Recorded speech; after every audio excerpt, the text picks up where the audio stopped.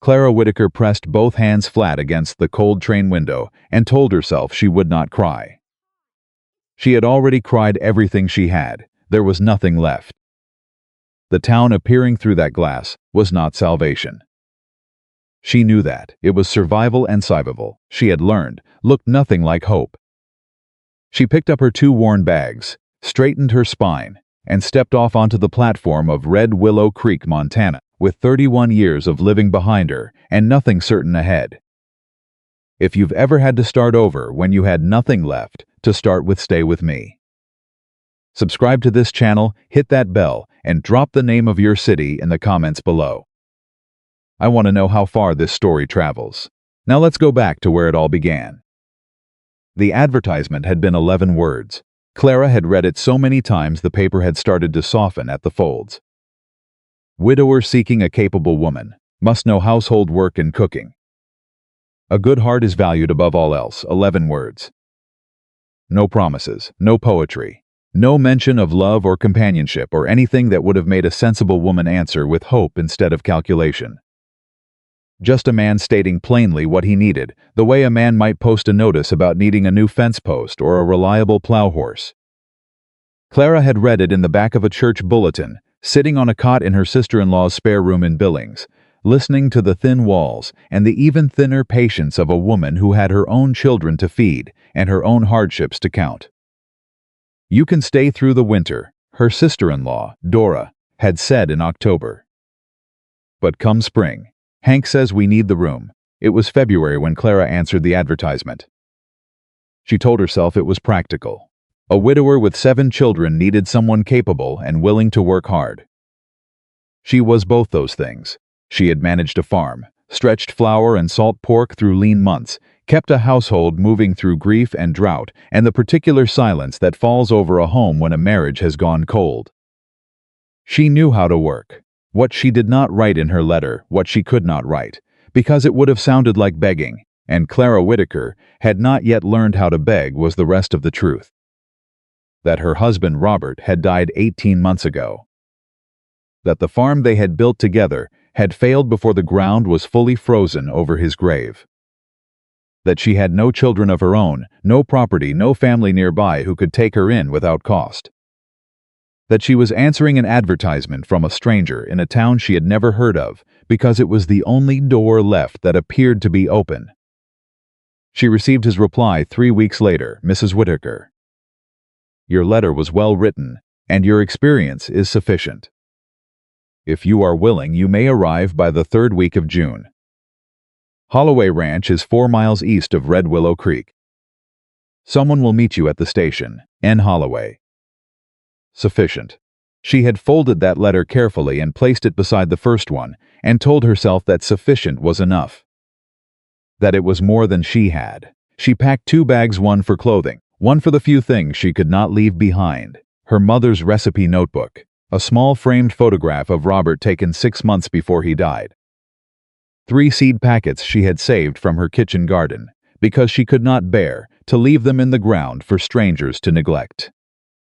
Dora had hugged her at the station with real warmth and genuine relief in equal measure. "You'll write?" Dora said. "I'll write," Clarissa said. She stepped onto the train and did not look back. She had learned by then that looking back only made the distance harder. The train ride from Billings to Red Willow Creek took most of a day, crawling through country that opened and flattened until the sky became the largest thing in the world, and everything else towns, trees. Her own small life looked temporary beneath it. She watched it all through the window with the quiet attention of a woman who had learned to study things carefully before she trusted them. She was 31 years old. She had been married for 7 years. She had buried her husband alone because there was no one else available to stand beside her. She had held his hand through 2 weeks of fever, and then she had let the neighbor women come in and prepare him while she sat outside in the cold because the house had become something she could not breathe inside of. She was not fragile. She wanted to make sure of that before the train arrived. She repeated it to herself the way she had repeated recipes in her mother's kitchen when she was a girl, quietly, steadily, until it became something reliable. She was not fragile. She had simply used up everything she had. The man waiting at the station was not Nathaniel Holloway. He was a boy or close enough to one, perhaps 16 or 17, tall and broad through the shoulders in the way boys get just before they finish becoming men. He had dark hair pushed back from his forehead and his father's eyes, which Clara did not know yet, but would come to recognize later as something the Holloway children all carried, a particular kind of watchfulness. As though they had learned early that the world required paying attention to. He held a piece of paper with her name written on it in large, careful letters. Clara Whitaker. The letters were slightly uneven, like someone had been trying very hard to write neatly and had not quite succeeded. She walked toward him, and he straightened up fast, the way young men do when they're not sure whether to tip their hat or offer their hand, or simply stand still and hope for the best. "Mrs. Whitaker," he said. "That's right," she said. "And you are?" "James Holloway, ma'am. I'm the oldest." "Pa sent me because he couldn't leave the cattle," he said matter-of-factly, without apology, and she appreciated that. There was no performance in it, just information. "Of course," she said. "Thank you for coming." He reached for her bags without asking, which she also appreciated, and carried them to a wagon hitched to a patient-looking roan mare at the edge of the platform. He helped her up with a formality that suggested someone had recently instructed him on manners, and then he climbed up beside her and clicked the mare forward without ceremony. They rode in silence for a while. The town passed behind them. She caught glimpses of a general store, a church with white paint peeling at the corners, a saloon that looked like it had been the first building built and hadn't been touched since. Then the town ended and the country opened up again, all grass and summer heat, and the sound of the mare's hooves on the packed earth road. "How many brothers and sisters did you say you had?" Clara asked eventually, because she felt the silence becoming the kind that required filling. "6, James 17. Then there's Mabel, she's 16. Then Ethan, he's 14, Thomas is 12, Daniel is 10.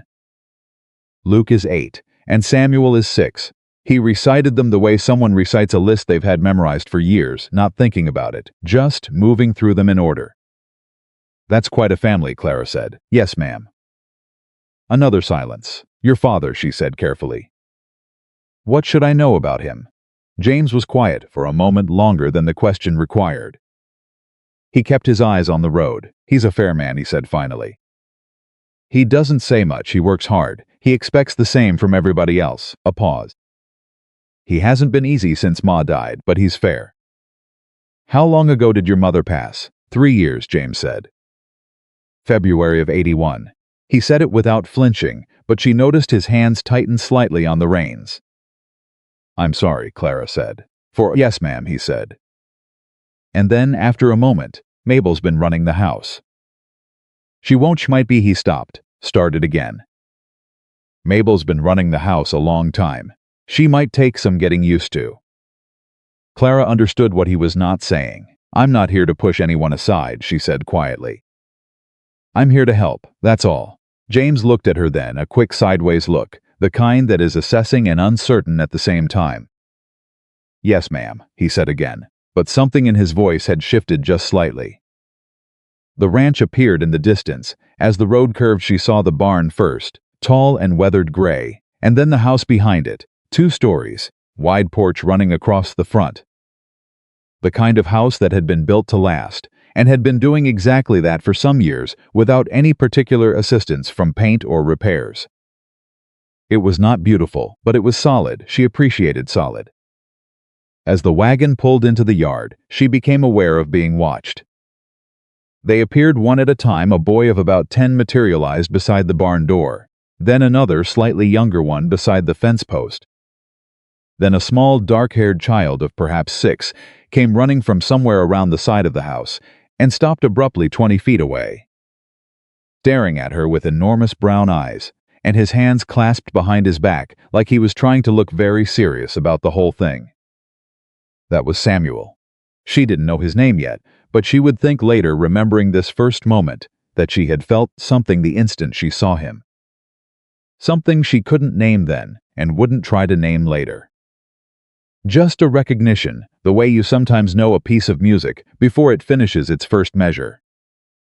James helped her down from the wagon, The boy with the enormous brown eyes took one very careful step forward. "Are you the lady who's going to be our ma?" he asked. The yard went very quiet. Clara crouched down so she was level with him, which put her dress in the dust, and she didn't think about that at all. "My name is Clara," she said. "What's yours?"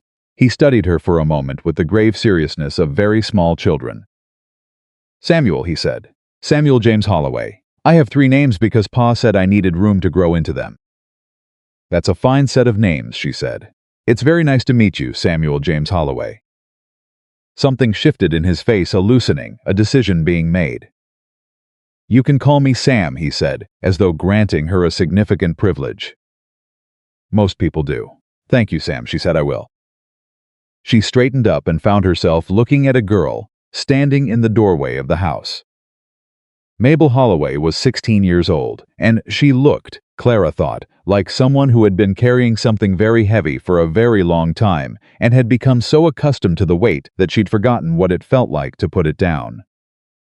She stood straight, her dark hair pinned back neatly, an apron over her dress, her hands still at her sides. She had her brother's watchfulness in her eyes, but something else layered beneath it, a guardedness that went deeper than caution. She looked at Clara the way a person looks at something they've decided in advance they don't want. Clara met her gaze directly and nodded once. Mabel did not nod back. "Supper's at 6, she said, and went back inside. James cleared his throat quietly beside her. "I'll take your bags up," he said. "Thank you," Clara said. She stood in the yard for a moment longer, letting the ranch settle around her.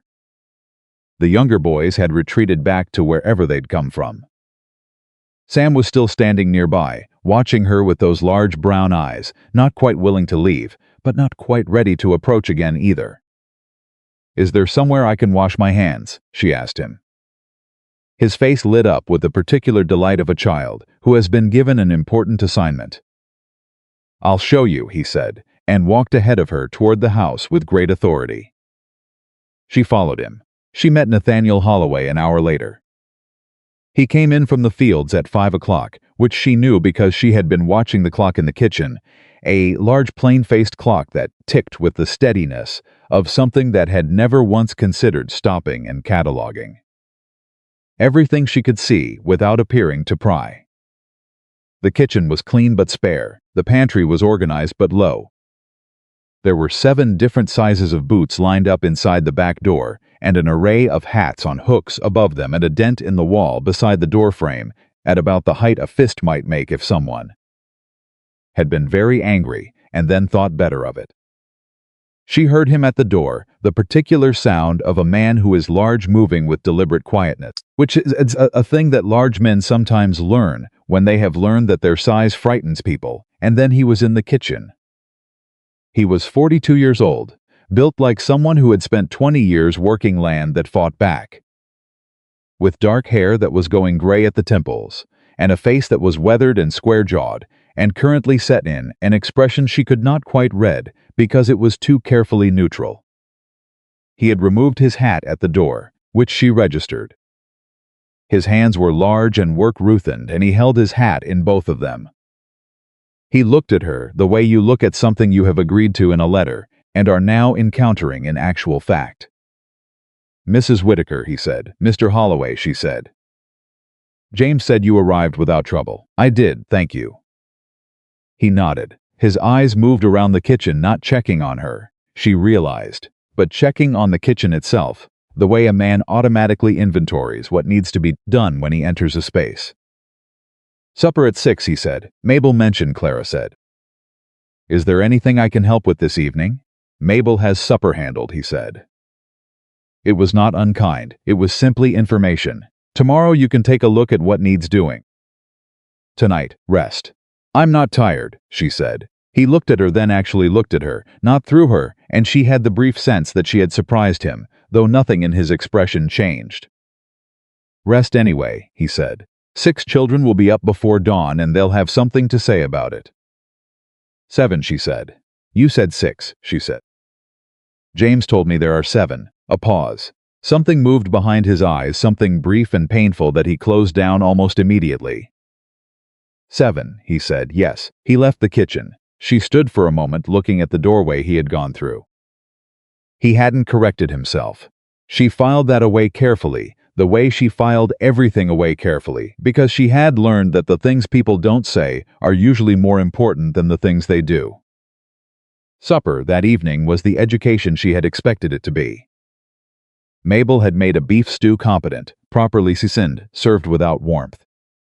She moved through the kitchen with the efficiency of someone who had done this 1,000 times and intended to continue doing it exactly the same way. She set 7 places, and then after a pause, set an 8th for Clara without looking at her.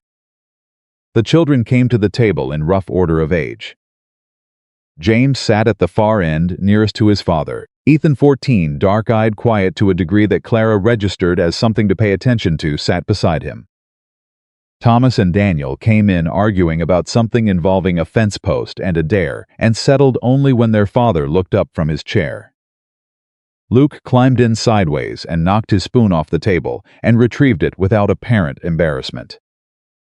Sam came last and sat directly across from Clara and folded his hands and looked at her. "Are you going to say grace?" he asked her. "Sam," Nate said quietly. "I'm just asking," Sam said, perfectly reasonably. "Mabel says grace," Ethan said, not looking up. "Mabel always says grace," Sam said. "But maybe the new lady wants to." Mabel set a bowl of stew down in front of Sam with more precision than the action required. "I'll say it," Mabel said. They bowed their heads. Mabel said grace a short, practiced prayer, entirely without flourish, entirely correct, and then they ate. The conversation, what there was of it, moved around practical things. Thomas had fixed the gate. The eastern pasture needed looking at. One of the younger horses had a shoe coming loose. Nate asked questions and received answers and offered decisions, and that was, Clara understood, how it had worked for 3 years. This family moving together through necessity, speaking the language of work and immediate need. Everything else packed away somewhere beneath the surface where it would not slow anyone down. She watched Sam try to eat around his carrots, pushing them methodically to one side of his bowl. "Don't like carrots," she said quietly, not drawing anyone else's attention. He looked at her with the slightly guilty expression of someone caught doing something they weren't sure was wrong. "They're fine," he said with the transparent dishonesty of a 6-year-old. "Do you like them better with honey?" she said. "Cooked soft with a little honey in the pot." He stared at her. "How do you know about that?" he said. "My mother used to make them that way," she said. "I'll try it sometime." He looked at her for a long moment with those enormous brown eyes, and then he picked up a carrot and ate it with visible effort and the expression of someone doing a great personal favor. She almost smiled. After supper, after the children had been sent to wash and the kitchen was being cleared, Clara found Mabel alone at the sink and came to stand beside her. "Can I help?" she asked. "I have it," Mabel said. "I can see that," Clara said. "I'm asking anyway." Mabel handed her a dish without looking at her. They washed in silence for a few minutes. "You don't have to be careful with me," Mabel said finally. "I'm not being careful," Clara said. "I'm being polite." A pause. "People come here and they're careful," Mabel said. Her voice was flat and precise and gave nothing away. "They talk slow and they smile, and they try to make friends with Sam. Because Sam's easy to make friends with, and then they decide it's too much, and they leave." "Who's come here before?" Clara asked. "Mrs. Delacroix from town brought supper after Ma died and spent 3 hours telling Pa she'd be glad to help. She came back twice, and then she didn't." Mabel handed her another dish. "Pa's sister came the first summer and stayed 6 weeks, and cried every morning and went home to Denver. A woman from the church answered the first advertisement Pa put out. She lasted 9 days. 9 days, Clara said. She said the boys were too loud, Mabel said, with a flatness that was not quite contempt but was adjacent to it. That's fair, Clara said. They are quite loud. Something shifted in Mabel's face just briefly, barely, and then it was gone. I'm not leaving, Clara said, quietly and without particular emphasis, the same way she might say the water's getting cold, or we're almost out of soap. Just a fact. Mabel handed the last dish. You've been here 6 hours, she said. Yes, Clara said, and I'm still here. She set the dish on the shelf and hung the drying cloth, and said good night and went upstairs to the small room that would be hers, plain walls, a narrow bed, a single window looking out toward the barn, and she sat on the edge of the bed and did not cry. She had told herself she would not. She unpacked her mother's recipe notebook and her photograph of Robert and her 3 seed packets and placed them on the small shelf beside the bed. She looked at Robert's photograph for a long moment. "I'm all right," she told him, which was not the same as being fine. But she had learned to tell the difference. The next 2 weeks were the most demanding of her life. And that was saying something considerable, given that her life had included a 7-year marriage to a man who had farmed difficult land through difficult weather until the difficult land and difficult weather had finally finished him. The Holloway household ran on a system that was entirely Mabel's, built by necessity, refined by 3 years of repetition, organized around the assumption that no one else would do it correctly, because no one else ever had. Mabel did not say any of this directly. She did not need to. It was present in the way she moved through the kitchen, in the route she took between the pantry and the stove, in the small territorial precision with which she arranged things on the shelves.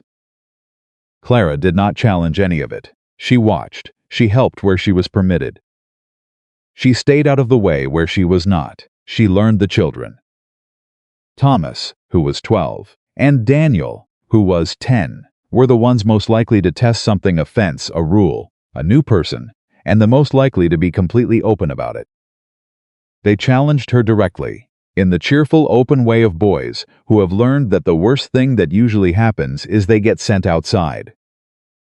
"Can you ride?" Thomas asked her on the 3rd day. "Passably," she said. "Pa says only passably ain't good enough for this country," Daniel said, clearly repeating something he'd heard often. "He's probably right," Clara said. "I'll have to improve." They looked at each other with the particular look of children recalibrating. Luke, who was 8, was the one she had to watch most carefully, for the simple reason that he was always doing something, always moving, always taking things apart or putting them together in the wrong order, always arriving in the kitchen with mud or grease or something unidentified on his hands, with an expression of pure innocence. He was not a bad child. He was a child with more energy than the day could hold, and 3 years without someone directing that energy had let it develop its own geography. She discovered he loved machinery specifically, anything with gears or levers or mechanisms. She mentioned to Nate, carefully and without emphasis, that there was a book at the general store in town she had noticed that might interest one of the boys. "Which one?" Nate asked. "Luke," she said. Nate looked at her for a moment. "What kind of book?" he said. "Engineering principles. Simple mechanics. The kind of thing that gives a boy somewhere to put the energy." He was quiet for a moment. "I'll think about it," he said. 3 days later, the book appeared on the kitchen table with Luke's name written on the front page in Nate's careful handwriting. Luke spent the rest of the week reading it at the table and asking questions about pulleys that Clara answered as best she could and referred to James for the rest. Ethan was the one she thought about most. He was 14, and he was quiet in a way that was different from his father's quiet. Nate was quiet because he had decided that most things didn't require words. Ethan was quiet in the way of someone who has decided that his words have weight he can't always control, and so he keeps them mostly inside. He ate, he worked, he came to meals and completed his chores and was by all external measures a perfectly functioning boy. But he didn't draw, which she knew, because she had found a sketchbook tucked under his mattress when she was changing his bedding. She placed it exactly as Punch found it without mentioning it, and the drawings inside were detailed and careful, and suggested a boy who had once loved making things visible and had stopped. She found out why eventually. She was in the kitchen when she heard Mabel and Ethan talking in the hallway, not arguing, just talking. And she moved quietly so she wouldn't interrupt before she realized she was already hearing it. "It's not your fault," Mabel was saying. "I was supposed to ride for Doc Willis," Ethan said. His voice was low and careful. "I knew Ma was sick. I knew it was bad. And I didn't go because I thought she just needed to sleep." "Ethan, I should have gone," he said. "I was the one who was old enough." James was with Pa at the south pasture. I was there. I was there and I didn't go. A silence. She wasn't going to make it even if you had, Mabel said quietly. Dr. Willis told Pa that. He told Pa, Ethan said. After. Clara stood very still in the kitchen and did not move and did not breathe and did not let anything rattle against anything else on the shelf. That night, she made a point of finding Ethan in the barn while he was cleaning tack work he did alone, which she understood now was probably by design, and she sat down on a hay bale nearby and said nothing for a while, just being present without demanding anything from it. After a while he said, "You need something?" "No," she said. "I'm just resting." He looked at her sideways. "The house is more comfortable," he said. "I know," she said. "I like it out here, though. Quiet." He went back to the tack. After a few more minutes, he said, "You heard us." Me and Mabel. She didn't insult him by pretending otherwise. "Yes," she said. He was quiet. "You don't have to say anything about it," he said. It wasn't angry. It was just already decided. "I know," she said. "I won't." A long pause. "My husband," she said eventually, without looking at him, talking more or less to the middle distance. "He was sick for 2 weeks before he died. I sat with him every night. I knew every remedy I knew. I'd sent for the doctor. I'd done everything anyone could do." She paused. "He still died. And for a long time I kept going back over it. What if I'd sent for the doctor sooner? What if I'd made him rest earlier? What if I'd caught it a week before?" She paused again. "It took me a long time to understand that there's a difference between what you did and what happened. You can do everything right and still lose people. And you can go over it forever, and it doesn't change the ending." Ethan said nothing. She stood up and brushed hay off her skirt. "That drawing book under your mattress," she said, and she heard him go very still. "I wasn't looking for it. I saw it when I changed the bedding. I'm sorry for the intrusion." She moved toward the barn door. "I think you should take it out and use it, but that's your business." She went back inside. 3 days later, she found a sketch on the kitchen table, a drawing of Sam, done in pencil, careful and detailed and alive, with the particular quality of someone drawing someone they love. It was propped against the salt cellar, where she would find it, and no one had signed it. She put it on the shelf beside the clock, without saying anything. She caught Ethan looking at it at supper that evening, and she did not acknowledge it, and he did not acknowledge it, and that was, she felt, the correct way to handle it. It was during the second week that she understood what the kitchen truly was to this family. She had seen it already in pieces the way Sam appeared there before anyone else in the morning, as though proximity to the stove was proximity to warmth in some larger sense. The way Thomas and Daniel turned up ostensibly for water, but stayed usually for the noise and movement. The way even James, 17 and doing his best to be self-sufficient and grown, had a habit of coming through just before supper and finding small excuses to linger. But she understood it most clearly one morning when Nate came in before the children were up earlier than usual, the light still gray outside, and stopped when he saw her already at the stove. She was making biscuits. Nothing complicated. The kind of thing her mother had made every morning of her life with the same unhurried attention she brought to everything. Nate stood in the kitchen doorway and looked at the stove and did not move. "I can come back," she said. "No," he said. He came in and sat at the table, not his usual chair, which was at the head, but the one to the side, closer to the stove. He sat and folded his hands on the table and said nothing. She went back to the biscuits. The kitchen was very quiet, just the stove and the sound of the dough and the gray light coming in through the window. After a long time, Nate said Eleanor used to make biscuits on Fridays. Clara kept her hands moving. "Eleanor was your wife," she said carefully. "Yes," he said. A pause. "The kitchen smelled like this on Friday mornings," he said. His voice was entirely flat. He was not asking for anything. He was just saying it, placing it somewhere outside himself for a moment.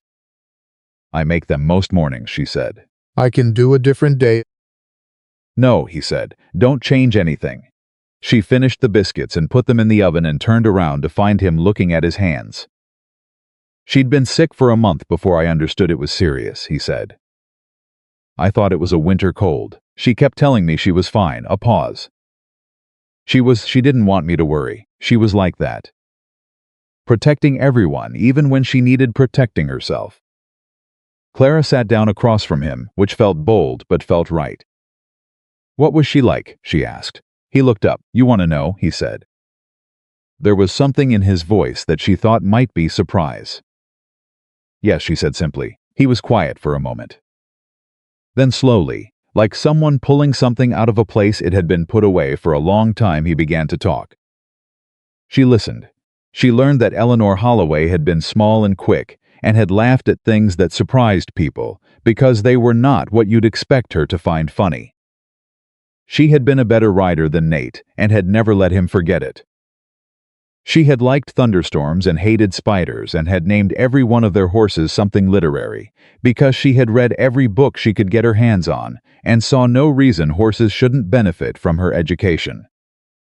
She had called Sam her little philosopher, because he asked questions before he could properly pronounce the words for the things he was asking about.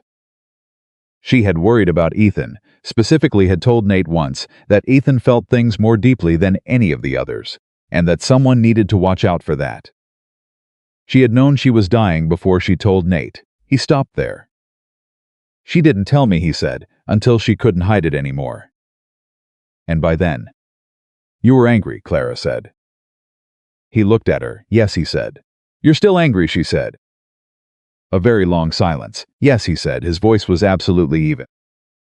That's all right, she said. He looked at her as though she had said something unexpected. It's all right to be angry, she said. People say it isn't, but it is. She should have told you sooner. You deserve to know sooner. That's a real thing to be angry about. Something passed across his face, brief, tightly controlled, but there. The children don't know that part, he said. I understand, she said. I'd appreciate I understand, she said again, firmly enough that he could hear she meant it. The biscuits were ready. She got up and took them out and put them on the counter, and he stood and put his hat back on. Thank you, he said. It was slightly unclear what he was thanking her for. Of course, she said. He went back outside. She stood in the kitchen alone for a moment. She thought about Robert, about the year after his death, when she had been so angry she had not known what to do with herself. Angry at the land for being too hard, and the winter for being too long, and Robert for leaving her, which was irrational and real in equal measure. She had not had anyone to say that to. She had gone to church and smiled and said she was managing and gone home and sat with it alone. She thought about the look on Nate Holloway's face when she told him it was all right to be angry. Like someone who had been waiting 3 years for permission. She went and planted her herb garden that afternoon, the seeds she had carried from Billings, pushing them into the earth along the south side of the house where they'd get enough sun. Sam found her there and crouched down and asked 11 precise questions about what each plant was and why she was planting them, and whether he could help. She told him yes and gave him the job of patting the soil down over the seeds she placed, which he performed with complete seriousness and obvious pride. There, he said when the last seed was covered. He sat back on his heels. Now they'll grow. They will, she said. He looked up at her. Clara, he said. Yes, Sam, I'm glad you came, he said, with the absolute directness of 6-year-olds who have not yet learned to hedge their meaning. Even Mabel's not as mad as she was when you first got here. She's just medium mad now. Clara kept her face very careful. I appreciate you telling me that, she said. You're welcome, he said. He stood and brushed dirt off his knees with great dignity. I'm going to go check on the horses. He walked off toward the barn. She looked at the turned earth, where the seeds were the herbs she'd carried 300 miles in her bag, because she could not leave them behind, and thought that sometimes the things you carry just for yourself turn out to be the first things you give away. Mabel found her there 20 minutes later. Sam told me you let him help plant, she said. There was no accusation in it. Just information, he asked, Clara said. He worked hard. A pause. Mabel crouched beside her, not quite sitting, looking at the turned earth. Ma had a garden, she said, tomatoes and beans mostly. And some flowers that didn't do anything except be pretty. She was quiet a moment. I let it go after she died. I just let it go. It's hard to tend something when you're grieving, Clara said. I wasn't grieving, Mabel said sharply. And then, a beat later, more quietly, I didn't have time to grieve. There was too much to do. Clara looked at her. Mabel was 16 years old, and she had the eyes of someone much older, and the hands of someone who had been working hard for years. And she was sitting beside a patch of turned earth where someone else's seeds were planted, and she was telling the truth without meaning to. You did an extraordinary thing, Clara said quietly. Keeping this family together. You were 13 years old, and you did an extraordinary thing. Mabel said nothing. You're also 16 years old, Clara said. And you should be allowed to be. A very long silence. I don't know how to do that anymore, Mabel said. Her voice was entirely even. It was the evenness of someone who has said something they didn't plan to say and is holding very still so they don't say anything else. I know, Clara said. That's all right, there's time. They stayed beside the garden for a while longer without talking. It was not a resolution, but it was a beginning. And in the failing light of a Montana summer evening, with the smell of turned earth, and the distant sound of cattle, and the particular silence of a family learning, slowly and without quite meaning to, how to breathe together again. Clara Whitaker pressed her hand flat against the warm soil and understood that she had done the right thing getting on that train. Not because it was safe, not because she was certain, but because sometimes a door opens not toward comfort but toward purpose. And purpose, she had learned, was something worth crossing a great deal of difficult country for. The night before the fever came, everything was almost ordinary. That was the detail she would return to later, how ordinary it had all seemed. Supper was ready at 6. Sam ate his carrots without complaint because she had, 2 days prior, made good on her promise and cooked them with honey. And his expression when he tasted them had been one of such complete vindicated satisfaction that Thomas had immediately asked to try some too. Nate had looked at her from across the table, with an expression she couldn't quite read, but that contained, she thought, something in the neighborhood of quiet acknowledgement. After supper, Mabel had helped, without being asked for the 3rd time that week, which Clara had noted and not remarked upon. Ethan had left another sketch on the shelf, a drawing of the barn this time, early morning light, rendered in careful pencil lines. Nate had stopped at the kitchen door on his way to check the stock and said, "The garden's doing well," which was 4 words, and for him, she had come to understand, amounted to something rather close to poetry. She had said thank you, he had nodded and gone out into the dark. And she had stood in the clean kitchen in the quiet house and thought, this is what it feels like when things are starting to mend. She should have known, perhaps. She had lived enough life to understand that things start to mend right just before the next thing breaks. Sam woke her at 2 in the morning. She heard him before she was fully awake, a sound in the hallway, small and wrong, the kind of sound that gets you upright before you know why. She was at her door in seconds. He was standing in the hallway in his nightshirt, swaying slightly. His face flushed a color she felt hit her in the stomach before her mind had fully named what she was seeing. "Sam," she said. "I don't feel good," he said, and his voice had that particular texture, thick and slightly blurred, that comes with a fever climbing. She pressed her hand to his forehead. It was burning. The same kind of fever that took Eleanor was the thought that moved through her head, cold and immediate, and she put it away. She had work to do. She pressed her hand to his forehead and felt the heat radiating up through her palm, like the boy had swallowed a coal from the stove. "All right," she said, and her voice came out steady, because she made it steady, because that was the one thing she could control right now. "All right, Sam, come with me." She got him back to his bed and pulled the covers up and stood for exactly 3 seconds deciding. Then she went and knocked on Mabel's door. Mabel opened it almost immediately, which told Clara the girl had not been fully asleep, had perhaps never been the kind of sleeper who went all the way under, not in 3 years. Not when she was always listening for something to need her, in the night. "Sam's got a fever," Clara said. Mabel's face changed. Not dramatically, she was too controlled for that. But something went through her eyes that was quick and cold and afraid. "How bad?" she said. "Bad enough that I need your help. I need you to tell me where your mother kept her medicine supplies." Anything she used for fever. Anything at all. Mabel was already moving. She went to a cabinet in the hallway that Clara had assumed was storage. It looked like storage, plain doored. Nothing to mark it as significant, and she opened it, and inside were the organized remnants of what had clearly once been Eleanor Holloway's domain. Cloth strips folded with care, 3 small brown bottles. A tin of dried herbs that Clara leaned forward to smell immediately. "Yarrow and elderflower," she said, almost to herself. "Ma used them for fever," Mabel said. She knew about plants. She knew about a lot of things. A pause. "I never paid enough attention." "You were 13, Clara said, already reaching for the tin. "Go fill the biggest pot you have with cold water. And I need clean rags. As many as you can." Mabel went. Clara carried the tin to Sam's room and sat beside him on the bed.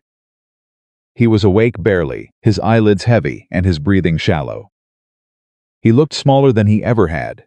The flush in his cheeks was deep, and the heat coming off him had not lessened. "You're going to stay with me, Sam," she said, and she meant it the way you mean something when you are not asking. "My head hurts," he said. "I know," she said. "I'm going to fix that." "Promise," he said. She pressed her hand to his cheek. "Yes," she said. It was not a promise she had the right to make with absolute certainty, and she made it anyway. She heard the sound of heavy boots on the stairs a few minutes later, and knew before the door opened that it was Nate. Not James, whose step she already knew was quick and light.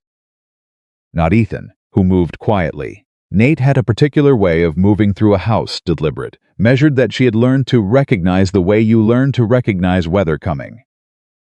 He stopped in the doorway. His eyes went to Sam first, the way a father's eyes always go to the child, and she saw the exact moment he registered what he was looking at. She had seen that expression before, not on Nate, but she recognized it, the expression of a man encountering something that has ambushed him from his own past. His face went still in a way that was entirely different from his usual stillness.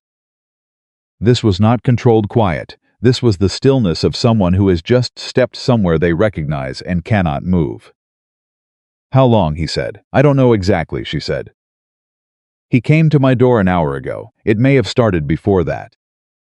"This is how Eleanor," he said, and stopped. "Nate," she said, and she used his name deliberately, because she needed him to hear her and not the ghost in the room. "I need you to listen to me right now." He looked at her. "This is not the same," she said. "Sam is strong and we are here and we are not going to sit and wait. I need you to do exactly what I tell you. Can you do that?" A pause. "Yes," he said. "Ride to town for Dr. Willis," she said. "I don't care what time it is. Tell him it's a high fever in a child. He'll come. It'll take 2 hours," he said. "Then you'd better go now," she said. He was already turning. She heard his boots on the stairs, heard the back door, heard the horse in the yard a few minutes later, the sound of hooves moving fast away from the house into the dark. She let out a breath she had not entirely been aware of holding. Mabel appeared in the doorway with a basin of cold water and a stack of cloths. "Good," Clara said. "Come here. I'll show you what to do." They worked side by side through the rest of that night, the way 2 people work when there is something that needs doing, and no energy to spare for anything that does not serve the task.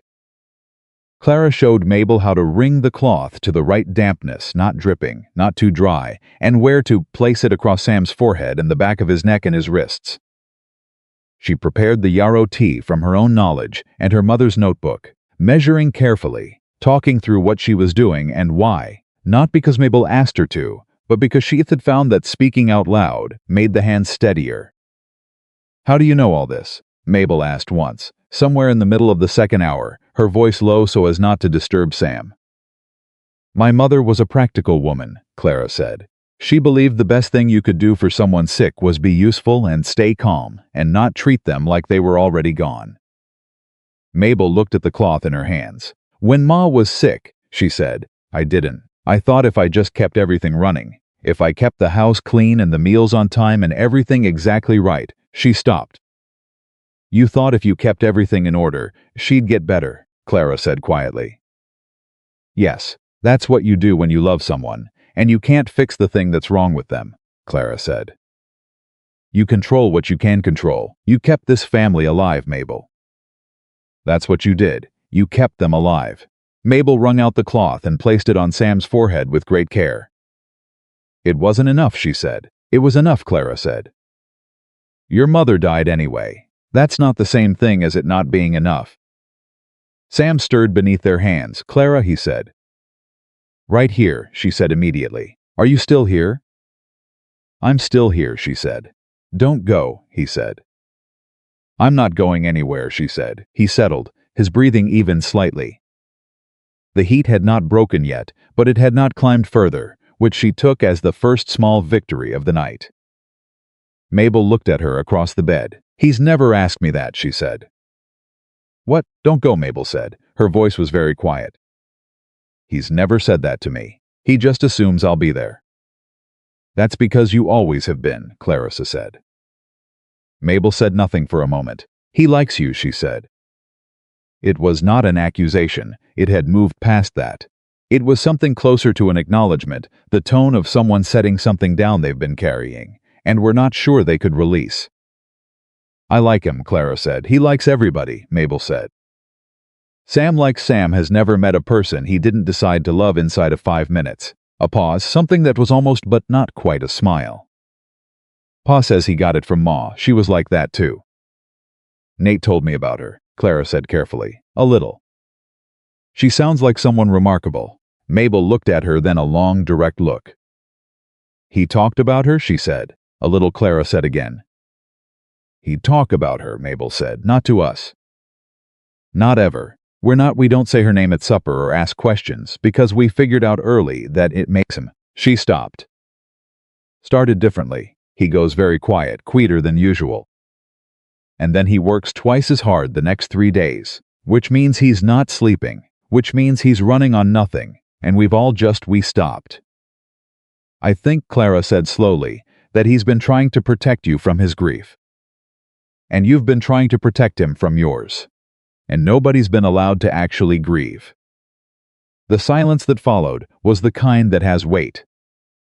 She used to sing in the kitchen, Mabel said, in the mornings. Not always real songs. Sometimes she just made them up. Nonsense things, she stopped. I can't remember the words anymore. I can remember her voice but not the words, and that I hate that I can't remember the words. Clara did not say that's all right or you'll remember them someday, because those things were not necessarily true, and Mabel deserved better than comfortable falsehoods. Tell me about her voice, Clara said, and Mabel did. She talked for the better part of an hour quietly, steadily, while they kept the cool cloth cycling on Sam's fever and the candle burned lower. She talked about Eleanor Holloway the way someone talks about a person they have been holding inside themselves, very carefully for a very long time.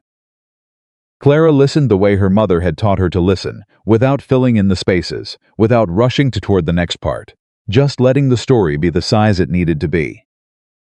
Somewhere around 4 a.m, Sam's fever began to shift. It did not break cleanly the way fevers sometimes do in stories. It reduced by degrees, the heat under Clara's hand becoming slightly less fierce, Sam's restlessness settling, his breathing deepening.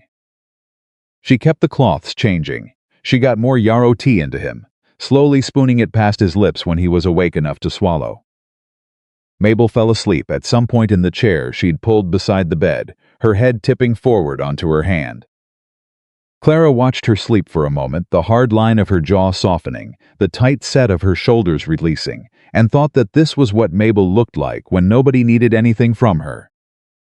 Young, bone-tired young. Clara kept watching. Just before 5, James appeared in the doorway, already dressed. I heard Pa leave, he said quietly. I should have come sooner. You're here now, Clara said. He'll be back with the doctor within the hour.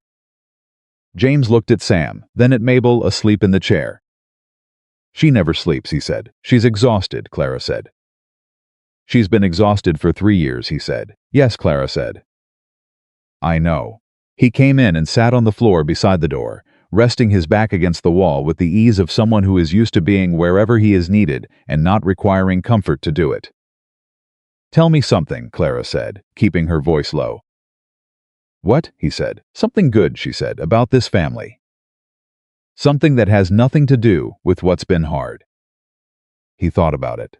"Pa," he said finally, "last spring we were fixing fence on the east side and I got it wrong. The posts, the angle, I'd miscalculated, and we had to pull up 2 days of work and do it over. I was ready for him to, I don't know. He's not a man who wastes words on losing his temper. But I thought." He paused. He just said, "Every fence I ever built wrong taught me something the right ones didn't.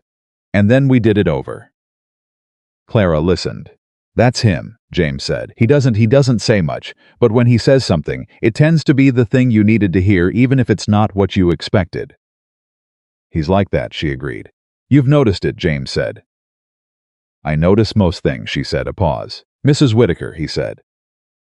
"Clara." The correction was deliberate. "Are you going to stay?"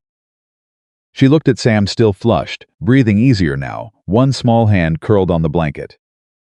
"Yes," she said. "Because of Sam," he said. "Because of all of you," she said.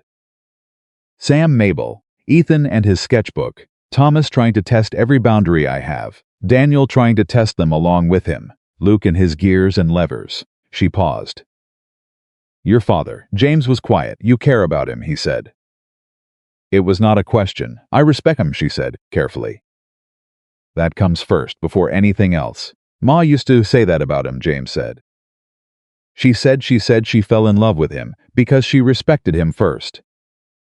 Because he was the kind of man who was the same in private as he was in public.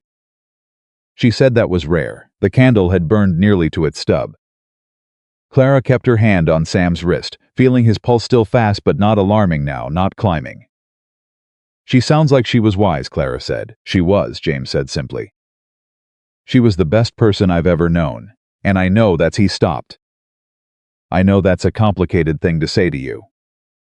"It's not complicated at all," Clara said. "It's exactly what a son should feel about his mother." Nate came back with Dr. Willis at 6:20. She heard the horses before she heard the voices, and then Nate's boots on the stairs faster than his usual measured pace, which told her everything about the state he'd been in for the past 4 hours riding in the dark, and then he was in the doorway. His eyes went straight to Sam. The boy was sleeping. Actually sleeping now, not the restless, shallow dozing of a high fever. His color was still high, but the fire had gone out of it. Nate stood very still. Dr. Willis came past a small, gray-haired man with the brisk efficiency of someone who had been woken before dawn many times and had ekpet as part of the bargain and examined Sam without ceremony, while Clara told him what she'd done and when. He listened, nodded, pressed his fingers to Sam's pulse points, and lifted his eyelids and checked his throat and neck. "Good management," he said. "The yarrow tea was right. Kept him from going higher." He looked at Clara over his spectacles. "You know what you're doing." "My mother taught me," she said. "She taught you well." He turned to Nate. "The fever's breaking. He needs rest and fluids and watching for another 24 hours. But he's going to be fine." Nate did not move for a moment. Then he sat down in the chair that Mabel had vacated. Mabel had woken when the doctor arrived and retreated to the hallway, standing just outside the door, and he put his face in his hands. It was the only time Clara had seen him come apart, even slightly. It was brief.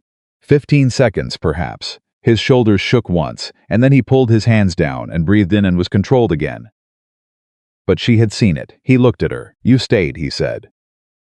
"Yes," she said, "all night, yes." He was quiet for a moment. "Thank you," he said. And this time the weight of what he was thanking her for was entirely clear. Dr. Willis packed his bag and said he'd check the following day and made his way out, declining breakfast with the good-natured efficiency of a man who had more calls to make. James walked him out. Clara could hear the younger boys beginning to stir in their rooms, the particular sounds of children waking and becoming immediately loud, and she knew the house was about to shift from the held-breath quiet of the night into the complicated noise of morning. She started to get up. "Clara," Nate said. She stopped. He was still looking at her, and there was something in his face she hadn't seen there before. Not gratitude exactly. Not quite. Something more complicated, like a door that has been stuck a very long time beginning to move on its hinges. "I owe you more than a thank you," he said. "You don't owe me anything," she said. She stopped. Doing my job felt wrong, not because it wasn't true, but because it was also not all of the truth. "I was here," she said instead. "That's all. That's not nothing," he said. "No," she agreed, "it isn't." Mabel appeared in the doorway. "Breakfast," she said. Her voice was rough with exhaustion and something else. "I'll start it." "Sit down," Clara said. Mabel blinked. "I'll start it," Clara said again, more gently. "You've been up all night." "Sit down." A standoff of several seconds. Then Mabel, and this was the thing Clara would think about later, would turn over and look at from different angles Mabel sat. In the doorway, back against the frame, sliding down to sit on the floor with her knees pulled up, and she tipped her head back and closed her eyes. She let someone else handle it. For the first time in 3 years, she let someone else handle it. Clara went downstairs and made breakfast. She made it the way her mother had made breakfast on hard mornings, the mornings after something difficult, when a family needed to be fed properly and reminded, through the act of a good meal, that they were still intact. She made eggs and salt pork and biscuits left over from yesterday, warmed in the pan, and she made a pot of oatmeal for Sam, because it was what sick children needed, and she made coffee strong enough to be useful. The children came down one by one, drawn by the smell and the way children always are. Thomas first, then Daniel, then Luke, who appeared already holding the engineering book and had to be told twice to put it down for breakfast. Ethan came last, saw the state of the kitchen, Clara at the stove, not Mabel, and paused. "Sam," he said. "Fever broke," Clara said. "He's sleeping." "He's going to be fine." Something in Ethan's face, that carefully controlled 14-year-old face, gave way very slightly. "Good," he said, and sat down. They were quiet at breakfast. Not the practiced quiet of people avoiding something, but the quiet of people who have been through a difficult night and are now sitting in the relief of its having passed. It was a different quality entirely. Nate came down and drank his coffee standing, the way he always did, but he didn't leave immediately. He stood at the counter and looked at his children around the table, and then he looked at Clara at the stove, and she's had her back to him. But she felt it, the way you feel someone's attention when it has real weight behind it. "We'll push back the east fence work today," he said to James. "Stay close to the house." James nodded without surprise. "Thomas, Daniel," Nate said. "Light work only. Ethan, I need you on the barn, but stay where I can see you." "Yes, Pa," Ethan said. "Luke," he said. "Yes, Pa." Inside today, Luke looked briefly devastated and then resigned. "Yes, Pa." Nate set his coffee cup down. "Clara," he said. She turned. "If you need anything," he said, "come find me." It was not a complicated sentence, but she understood what it meant coming from him, which was, "I trust you to tell me if something is wrong. I am not going to pretend last night didn't change something." "I will," she said. He went out. James caught her eye across the kitchen table and gave her the small, deliberate nod of someone who has been watching something carefully and reached a verdict. She turned back to the stove. Sam slept until noon. She went up to check on him twice before he woke, sat beside him for a few minutes each time, checked his temperature, adjusted his blankets. He was sleeping the deep, legitimate sleep of a body that has been fighting hard and is now recovering, and she did not wake him. When he did wake, his eyes opened and found her immediately. "You're still here," he said. "I told you I would be," she said. He looked at her for a long moment. "My head doesn't hurt anymore," he said. "Good," she said. "Was it bad?" he asked. "You had a high fever," she said. "You were sick. You're better now." He thought about this with the seriousness he brought to most things. "Were you scared?" he asked. She considered the question honestly. "A little," she said. "But being a little scared just means you're paying attention." And I was paying very close attention. He seemed satisfied by this. "Clara," he said. "Yes, will you stay?" he said. "Not just today. I mean," he paused, working to get the words right. "Will you stay with us? For always?" The question landed in the quiet room with more weight than he knew he was giving it. She kept her voice steady. That's a conversation for your father and me, she said carefully. But I can tell you that I am not planning to go anywhere. But do you want to stay, he pressed. Not because you have to. Because you want to. She looked at him 6 years old with Eleanor's eyes and an absolute refusal to accept an answer that wasn't the real one. Yes, she said, I want to stay. He smiled, then a slow, complete, satisfied smile. Good, he said, because I decided you're mine. She blinked. Yours, she said. Mine and everybody's, he said magnanimously. But I decided first, so mostly mine. He settled back against his pillow. Can I have something to eat? I'm very hungry. I'll see what I can do, she said. She went downstairs and stood in the kitchen alone for a moment. I decided you're mine. She pressed her hand flat on the counter and took a breath. She had come here to survive, to be useful, to have a purpose and a place and enough to eat and work that meant something. She had not come here expecting anything beyond that. She had not let herself expect anything beyond that. But standing in the kitchen of Holloway Ranch, in the quiet afternoon, with the sound of the house settling around her and the smell of the herb garden coming through the window she'd cracked open, she understood that something had shifted. Not just in Sam, who had decided her fate in his own 6-year-old court without appeal. In the house itself. In the particular way Mabel said sit down and then, against every instinct she'd built in 3 years, sat. In Ethan's face when she'd told him Sam would be fine. In James's quiet nod across the breakfast table. In Nate standing at the counter not leaving, just staying for 5 minutes longer than he usually did. She made Sam a bowl of oatmeal with honey and brought it upstairs. She did not let herself think too far ahead. That was a lesson her life had taught her at considerable cost, that the future would arrive whether you worried about it or not, and the present was always asking for your full attention. The present was a sick boy who was now sitting up and demanding oatmeal. That was enough. 3 days later, when Sam was fully recovered and louder than anyone had a right to be after a serious illness, Ethan came into the kitchen while Clara was preparing supper. He stood in the doorway for a moment. Can I draw something in here, he said. I just need somewhere with light. She looked at him. His sketchbook was under his arm, slightly worn now from use. The table's free, she said. He sat at the table and opened his sketchbook and began to draw. He worked for 20 minutes, quiet, while she prepared the meal, and she did not comment on his presence and he did not comment on hers, and it was one of the most companionable silences she had experienced in months. When she put a glass of water near him, he did not look up. Thank you, he said. You're welcome, she said. He turned the sketchbook slightly. She glanced at it without meaning to, and then stopped. He was drawing the kitchen. Specifically, he was drawing her in the kitchen from the back, the way you see someone when they don't know they're being looked at. She was at the stove. The light was coming through the window. It was recognizable immediately, and rendered with the careful observation of someone who had been paying close attention for weeks. She did not say anything about it. He closed the book when he finished and stood. Supper smells good, he said. Thank you, she said.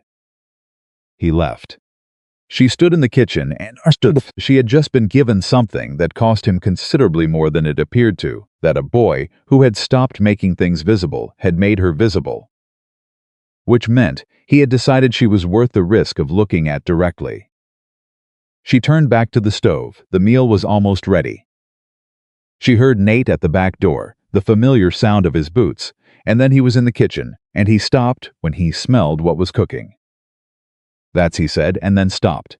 Rosemary chicken, she said. From my mother's recipe. A beet. Eleanor made something like that, he said. His voice was carefully neutral. On Sundays. I can make something else, she said. No, he said, don't. He went to wash his hands. She kept her back to him and kept her hands steady on what she was doing. She'd have liked you, he said from the other side of the kitchen, his voice quieter now, talking more to the basin than to her. Eleanor. She'd have liked the way she'd have liked you. Clara did not turn around. That means a great deal, she said. I figured it should, he said. He dried his hands and left the kitchen. And Claire Whitaker stood at the stove in the house that was learning to breathe again, and felt something she had not felt in a very long time, something she had stopped expecting to feel, which is perhaps why it arrived so quietly, without announcement. Not happiness exactly, something more durable than that. Belonging, just the first edge of it, just the beginning. But it was there, and it was real, and it was hers. The belonging she felt that evening in the kitchen did not announce itself as permanent. It arrived the way most real things arrive, quietly, without guarantees, asking nothing except that she not turn away from it. She did not turn away. The week after Sam's fever was different from every week before it. Not dramatically, not in any way that a stranger walking through the door would have immediately named. But the texture of the house had shifted the way the air shifts before a season changes, when nothing has visibly altered yet, but everything is preparing to. Sam followed her everywhere. Not clingingly, he was not a clinging child, but with the easy proprietorial comfort of someone who has decided a thing and sees no reason to revisit the decision. He appeared in the kitchen in the mornings before she had the stove going. He materialized at her elbow in the garden, with questions and opinions and observations that ranged from the deeply practical to the philosophically baffling.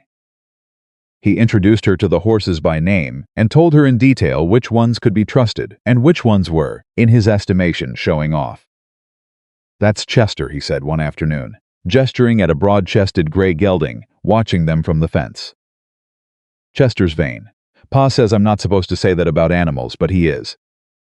He likes when you look at him." "And how do you know that?" Clara asked.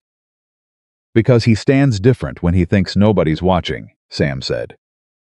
"He droops. But when people come, he stands up real tall." He considered this. "That's vanity. That's very perceptive," Clara said. He accepted this as his due and moved on to the next horse. She found herself thinking that Eleanor had been right to call him her little philosopher. But it was not only Sam who had shifted. Mabel had stopped waiting to be asked before she helped. She had not stopped being watchful. That was too deep in her to change quickly. Perhaps too deep ever to entirely change, but the watchfulness had lost its defensive edge.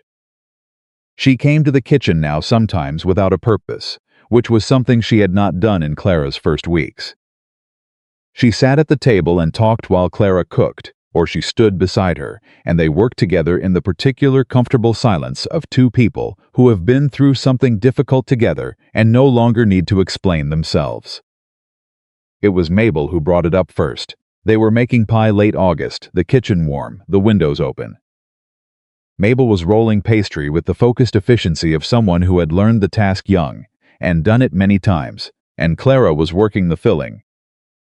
And they had been talking about something inconsequential.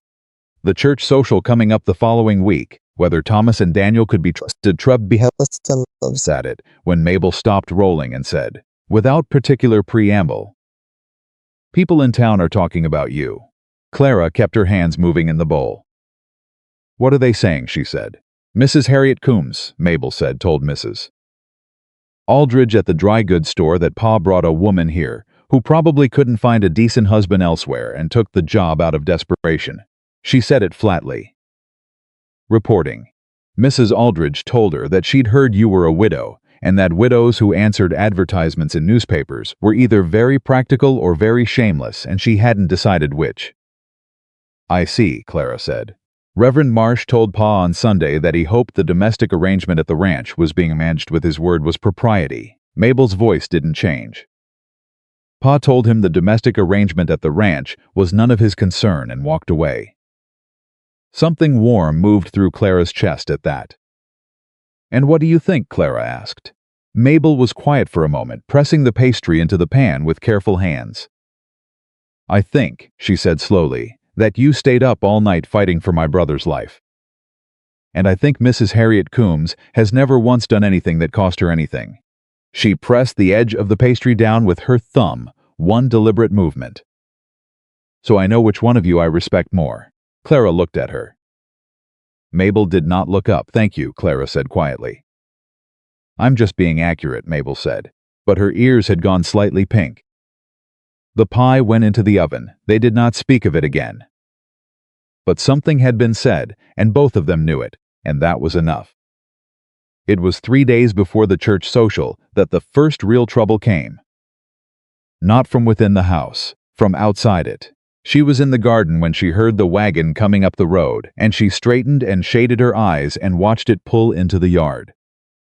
2 women she didn't know, dressed well for a ranch call, sitting up straight in the seat with the particular posture of people who have decided they are doing something charitable. The one holding the reins was perhaps 50, broad-shouldered, with a face that had once been handsome and now settled into an expression of permanent assessment. Clara had seen that face in various towns in various form, the face of a woman who has decided that knowing everyone's business is a form of community service. "Mrs. Whitaker?" the woman said before Clara had reached the fence. "That's," Clara said. "I'm Edna Hargrove," the woman said. "My husband owns Hargrove Feed and Grain. We're on the church committee." She said it the way people say things they expect to confer authority. "This is Ruth Marsh, the Reverend's wife." "Good afternoon," Clara said to both of them. Ruth Marsh was smaller, quieter, with the look of someone who went along with things and had been doing it for so long she had stopped noticing. "We came to welcome you to Red Willow Creek," Edna Hargrove said, and the warmth in her voice had a practiced quality that Clara recognized immediately. It was the warmth of someone who has come to look at something, not welcome it. It must have been quite an adjustment, taking on 7 children. "It's been a good adjustment," Clara said. Of course. Edna looked at the house.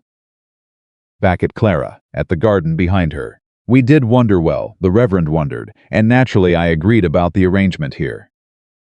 "You're not, that is, you and Mr. Holloway haven't." "We've corresponded by letter, and I've been employed as housekeeper and caretaker," Clara said, pleasantly and precisely. "Which I believe is what the advertisement stated." "Yes, but living in the home," Edna said, delicately. "With 7 children present," Clara said equally delicately. Ruth Marsh had the grace to look slightly uncomfortable. Edna pressed forward. "We only ask because we care about the family," she said. "The Holloways have been through a great deal. The children especially. And bringing a stranger in, under these circumstances, when Mr. Holloway has been well, he's been alone for some time." 3 years, Clara said. "Yes, and we worry." "You're very kind to worry," Clara said. "The children are well. The household is running. Sam recovered fully from his fever last week, which perhaps you heard about. I'll tell Mr. Holloway you stopped by." It was a dismissal delivered with complete courtesy, and Edna Hargrove recognized it as such, which Clara could see in the slight tightening of her mouth.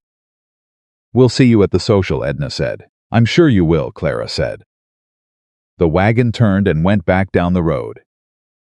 Clara stood and watched it go, and kept her expression entirely neutral until it was out of sight, and then she turned back to her garden, and knelt down and pulled a weed with somewhat more force than the weed required. She was not angry about what had been said. She was angry about what had been implied, the particular kind of implication that sticks to a woman like mud, that she had been desperate, that her presence here was something to be watched for impropriety. That 3 years of a man raising 7 children alone was acceptable, but a woman coming to help was somehow suspect. She stayed in the garden until she had worked through it. Nate found her there an hour later. "James said 2 women from town came by," he said. "Edna Hargrove and Ruth Marsh," she said. "They came to welcome me." He was quiet for a moment. "Did they?" "They expressed concern about the propriety of the domestic arrangement," she said. She kept her voice even. "I told them the children were well, and the household was running, and sent them off." Another pause. "I'll speak to Hargrove," he said. "You don't need to," she said. "I know I don't need to," he said. "I'm going to." She looked up at him. His jaw was set in the particular way she had come to recognize as Nate, at his most decided, the look of a man who has made up his mind and is not planning to entertain counter-arguments.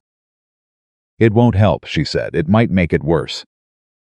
Women like Edna Hargrove need something to say, and if you take one thing away, they find another." "What do you suggest?" he said. It was genuine. He was actually asking. "The social, on Saturday. Go, bring the children. Let people see what the household actually looks like." She paused. That's the only argument that works. Evidence. He looked at her for a moment. You're not wrong, he said. I usually amn't, she said. Something moved in his face. She would have called it amusement, if she hadn't known him well enough to know he rarely telegraphed it that clearly. But there was something there, brief and real. You're also not from around here, he said. So you don't know yet that Edna Hargrove has run this town's social opinion since her husband's father built the first grain store 20 years ago. I grew up in a town with 3 Edna Hargroves, Clara said. I know exactly what I'm dealing with, he almost smiled. Saturday then, he said. Saturday, she agreed. The church social was held in the yard behind the church, long tables set out, the smell of baked goods and roasted meat. The whole of Red Willow Creek assembled in its Sunday best and attempting to look casual about examining the Holloway family's new addition. Clara had dressed carefully not to impress, but to give no one anything to criticize. Her best dress clean and pressed, her hair pinned neatly. She helped Sam with his collar, which he objected to with great feeling, and she told him he could take it off the moment they left, and he accepted this compromise with dignity. They arrived as a family. All 9 of them, which was the most people the Holloway wagon had carried to a social event in 3 years, and Clara registered the moment they drew up to the church, because the conversations in the yard paused not dramatically, not all at once, but the particular pause of a crowd recalibrating. Nate helped her down from the wagon. He did it simply, without performance, offered his hand, which she took, and she stepped down. But it was the first time he had done it in public, and she was aware, without looking, that several people saw it. You all right? He said quietly. Fine, she said. Then let's go say hello to people, he said, and there was something in his voice that was both resignation and resolve, which she recognized as his version of courage. They moved through the social together. The children helped. Thomas and Daniel, who had apparently received some kind of instruction from James about behavior, were almost alarmingly well-mannered. Luke had left his engineering book at home and was attempting very hard to act like a normal boy at a church picnic, with partial success. Ethan was quiet but present. James moved with the easy social grace of someone who had grown up in this community and knew everyone and was known. And Sam was Sam. Within 15 minutes of arriving, he had attached himself to 3 elderly women Clara didn't know, accepted cookies from 2 of them, told the third that her hat was a very serious hat, with such earnest admiration that she laughed until her eyes watered, and generally conducted himself as an ambassador of goodwill that no amount of town gossip could withstand. Clara watched him from across the yard. He does that everywhere, said a voice beside her. She turned. A woman about her own age, dark-haired, with an open face and laugh lines that suggested she used them frequently. Martha Greer, the woman said. My husband has the livery. We've been neighbors of the Holloways for 12 years. Clara Whitaker, Clara said. I know who you are, Martha said, and her tone was warm enough that it was not a pointed thing to say. I also know about Sam's fever, half the town does. News travels fast out here. She paused. You stayed up all night. The children needed tending, Clara said. Edna Hargrove says. I suspect I know what Mrs. Hargrove says, Clara said pleasantly. Martha looked at her for a moment, and then laughed a real laugh, quick and genuine. Good, she said. I was afraid you'd be fragile about it. She tilted her head. You're not fragile, are you? Not particularly, Clara said. Good, Martha said again. Because this town is small and the winters are long, and you need friends who'll tell you the truth. I'd like to be that, if you're willing. Clara looked at her, this woman she had known for 4 minutes, offering something direct and uncomplicated. I'd be glad of it, she said. Martha nodded briskly, as though a deal had been struck. Then come meet Helen Pruitt, she said. She's the school teacher, and she's been asking about Mabel since she heard the girl was bright. And ignore Edna Hargrove. She'll come around. They always do when they figure out you're staying. I'm staying, Clara said. I know, Martha said. I can tell. The ones who aren't going to stay have a certain look. You don't have it. She glanced across the yard to where Nate was talking to a group of ranchers. He knows it too, I think, even if he hasn't said it yet. Clara did not respond to that, but she looked across the yard at Nate, who was at that exact moment looking back at her briefly, across the distance, before he turned back to his conversation. It was a look she would have had no language for a month ago.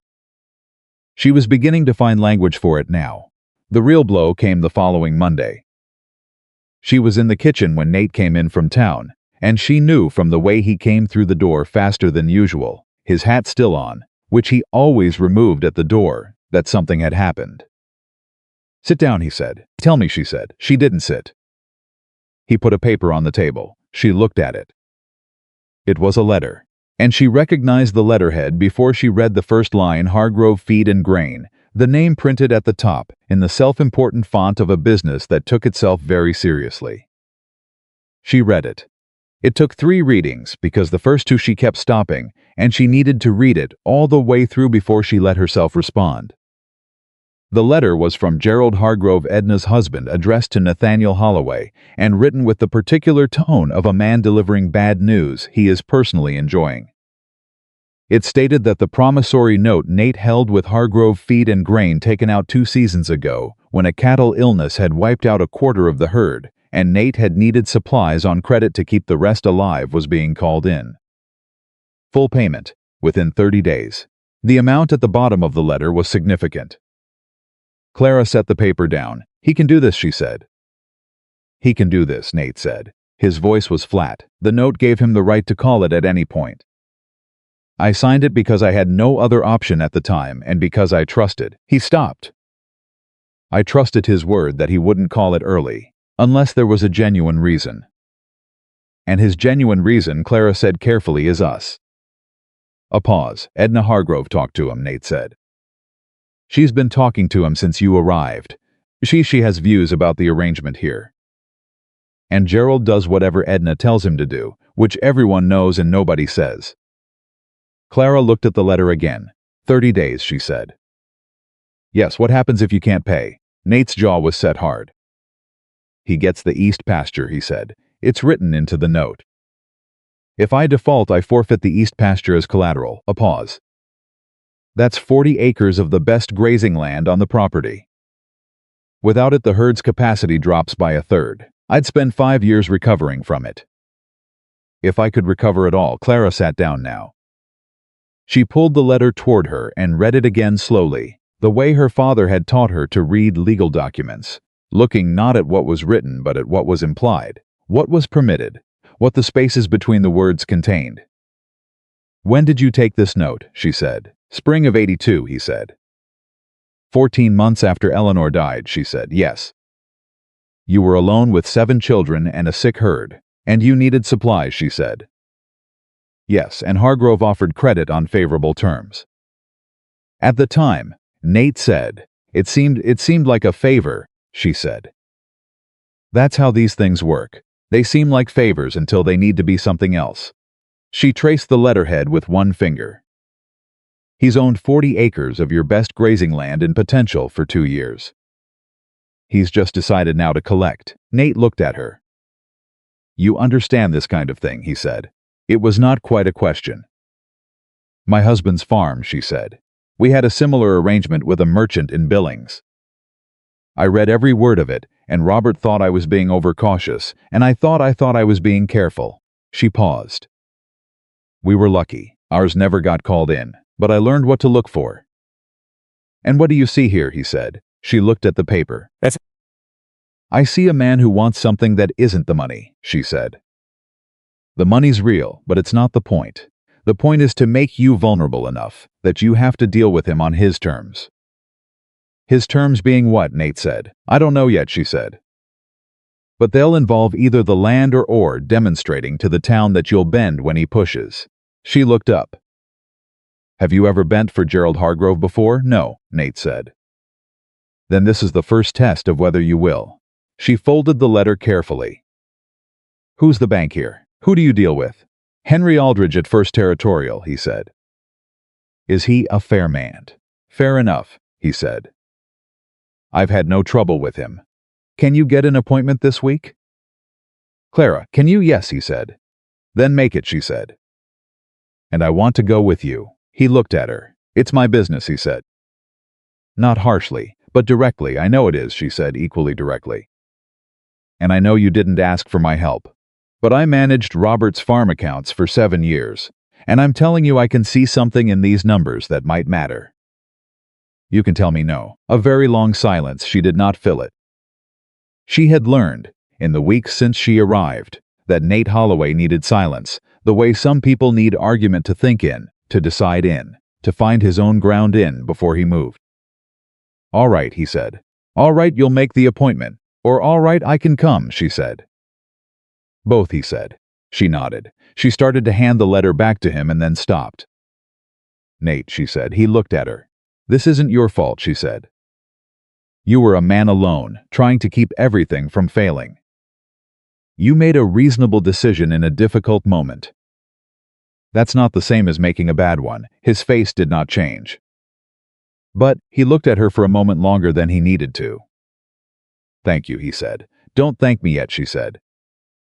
Let me look at the cattle ledgers first. He stared at her. The cattle ledgers, she said again. You want to look at my cattle ledgers? Yes, she said. Tonight if possible.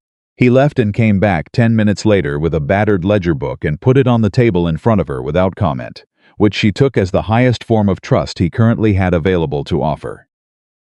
She spent 3 hours with those ledgers that evening. She sat at the kitchen table, after the children were in bed, the lamp burning, going through every column and figure with the focused attention of someone who loves numbers, the way other people love music, because they tell the truth when everything else is being careful about it. Nate sat across from her for the first hour, not doing anything in particular, just being there, until she said, Go to sleep. I'll tell you what I find in the morning. It's my ledger, he said. And it'll still be yours in the morning, she said. Go. He went. She found the first thing within another 20 minutes. It was not dramatic. It never was. In accounts, the dramatic moments in ledgers were usually quiet lines that said simple things, unremarkable numbers, that only became remarkable when you set them next to other numbers and asked why they didn't match. The cattle feed expenditure did not match the herd size. She went back 3 seasons, compared figures, made notes on the paper she kept beside her. Went back further. The discrepancy was consistent. Not enormous, not the kind of thing that shouted, that you'd see if you were tired or grieving or managing 7 children and a failing operation, but consistent. Month after month, the feed bills came in slightly higher than they should have for the herd numbers recorded. She sat back. Hargrove Feed and Grain. She looked at the letterhead on the letter, which she had kept beside her while she worked. She looked at the ledger entries. She reached for another piece of paper. She did not sleep that night. By 4 in the morning she had something, not proof, not the kind of thing you could take to a judge without more but a pattern. A clear, documented 3-season pattern of overcharging. Small amounts, consistent amounts, the kind of amounts that a grieving man managing too much alone would not notice, because alone he had not had someone sitting across the table asking, why doesn't this match? She heard Nate at the back door just before 5. He stopped when he saw her still at the table. You stayed up, he said. Yes, she said. He looked at her face, then at the papers. What did you find, he said. She told him. He stood very still while she explained the discrepancies, the pattern, the seasons, the amounts. He did not interrupt. He looked at the numbers she had laid out, and she watched his face move through something, not shock, she thought, because part of him had perhaps known something was wrong without knowing what, but recognition. The particular recognition of someone seeing the shape of something they had felt without being able to name. When she finished, the kitchen was very quiet. He's been stealing from me, Nate said. Overcharging, she said carefully, which amounts to the same thing, but one is a business dispute and one is a crime, and which road we take matters for what happens next. Nate's voice was extremely controlled. For 3 years, he said. Yes, she said. While Eleanor was sick, he said. And after she died, while I was stopped, yes, she said. She watched him stand with that, watched him hold it, the full weight of it, a man being told that the person who offered him a favor in his worst moment had been using that moment against him, quietly, steadily, for 3 years. "Aldridge," he said the bank, "can I take this to him?" "What you have here," she said, "plus whatever invoices you've kept. Do you have the original invoices?" "In a box in the study," he said. "Then yes," she said. "You can take it to Aldridge, and you can take it to a lawyer. And when Hargrove comes to collect on that note, you will have something to say about the nature of your business relationship with him that will change the conversation considerably." "This is leverage," he said. "Yes," she said. "This is leverage against the note," he said. "Yes," she said. He looked at her. "You did this in one night," he said. "I had his ledgers and his letter, and 3 hours," she said. "And someone taught me a long time ago that numbers don't lie if you ask them the right questions." He reached out and put his hand over hers on the table. It was brief, just a moment. His large, work-roughened hand over hers, one squeeze, and then he took it back. "I don't know what to say," he said. "You don't have to say anything," she said. "Go get the invoices," he went. She looked at her hand on the table. She had come here with 2 worn bags and a letter that said sufficient. She had not expected to find herself sitting in a kitchen at 5 in the morning, holding the arithmetic of a man's survival in her hands, feeling something so much bigger than sufficient that the word seemed like a different language. He came back with a box of invoices. They worked side by side until the children started waking up, and by the time Mabel came downstairs and stopped in the doorway to find both of them at the kitchen table surrounded by papers, they had something solid. "More than solid," Mabel said. Nate looked at Clara. Clara looked at the papers. "We found something," Nate said. "That's going to change a few things." Mabel looked between them at the papers, at her father, at Clara, and her face went through a rapid series of calculations. "Good change or bad change?" she said. "Good," Clara said. "Eventually, but first," Mabel said. "First," Nate said, "I'm going to go see Henry Aldridge and a lawyer, and we're going to have a conversation with Gerald Hargrove that's long overdue." Mabel was quiet for a moment. Then she said to Clara, "You found this?" "The numbers were there," Clara said. "I just read them." Mabel looked at her father. "She just read them," she said with a tone that was not quite irony and not quite admiration, and was entirely and completely Mabel. "I know," Nate said. "Are you going to do what she says?" "I'm going to do what she found," Nate said. "Which is different." "Is it?" He almost smiled. "Go wake your brothers," he said.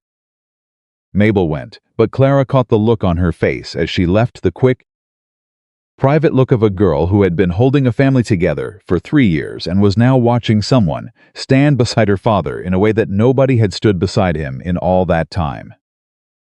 Not replacing anything, not claiming anything, just standing there. Present, useful, real. The morning came on around them, loud and ordinary and alive, and Clara Whitaker sat at the kitchen table of Holloway Ranch, surrounded by the arithmetic of a man's survival, and felt for the first time since she stepped off that train entirely, unequivocally certain that she was exactly where she was supposed to be. The appointment with Henry Aldridge at First Territorial Bank was set for Wednesday morning. Nate said nothing about it to the children, beyond what he had told Mabel, that there was business in town that needed handling. He said nothing to Clara about it either, not because he was keeping her out of it, but because she had noticed, in the weeks she had known him, that Nate processed difficult things by going quiet around them first. He needed to walk around a problem in his own mind before he could talk about it with anyone else. She gave him the space. She spent Tuesday going through the invoices a second time with the original ledger as, cross-referencing everything she had found the night before, making sure the pattern was as solid as she believed it to be. It was. If anything, the second reading was more damning than the first. She found 2 additional seasons where the discrepancy was present that she had initially passed over as minor variation.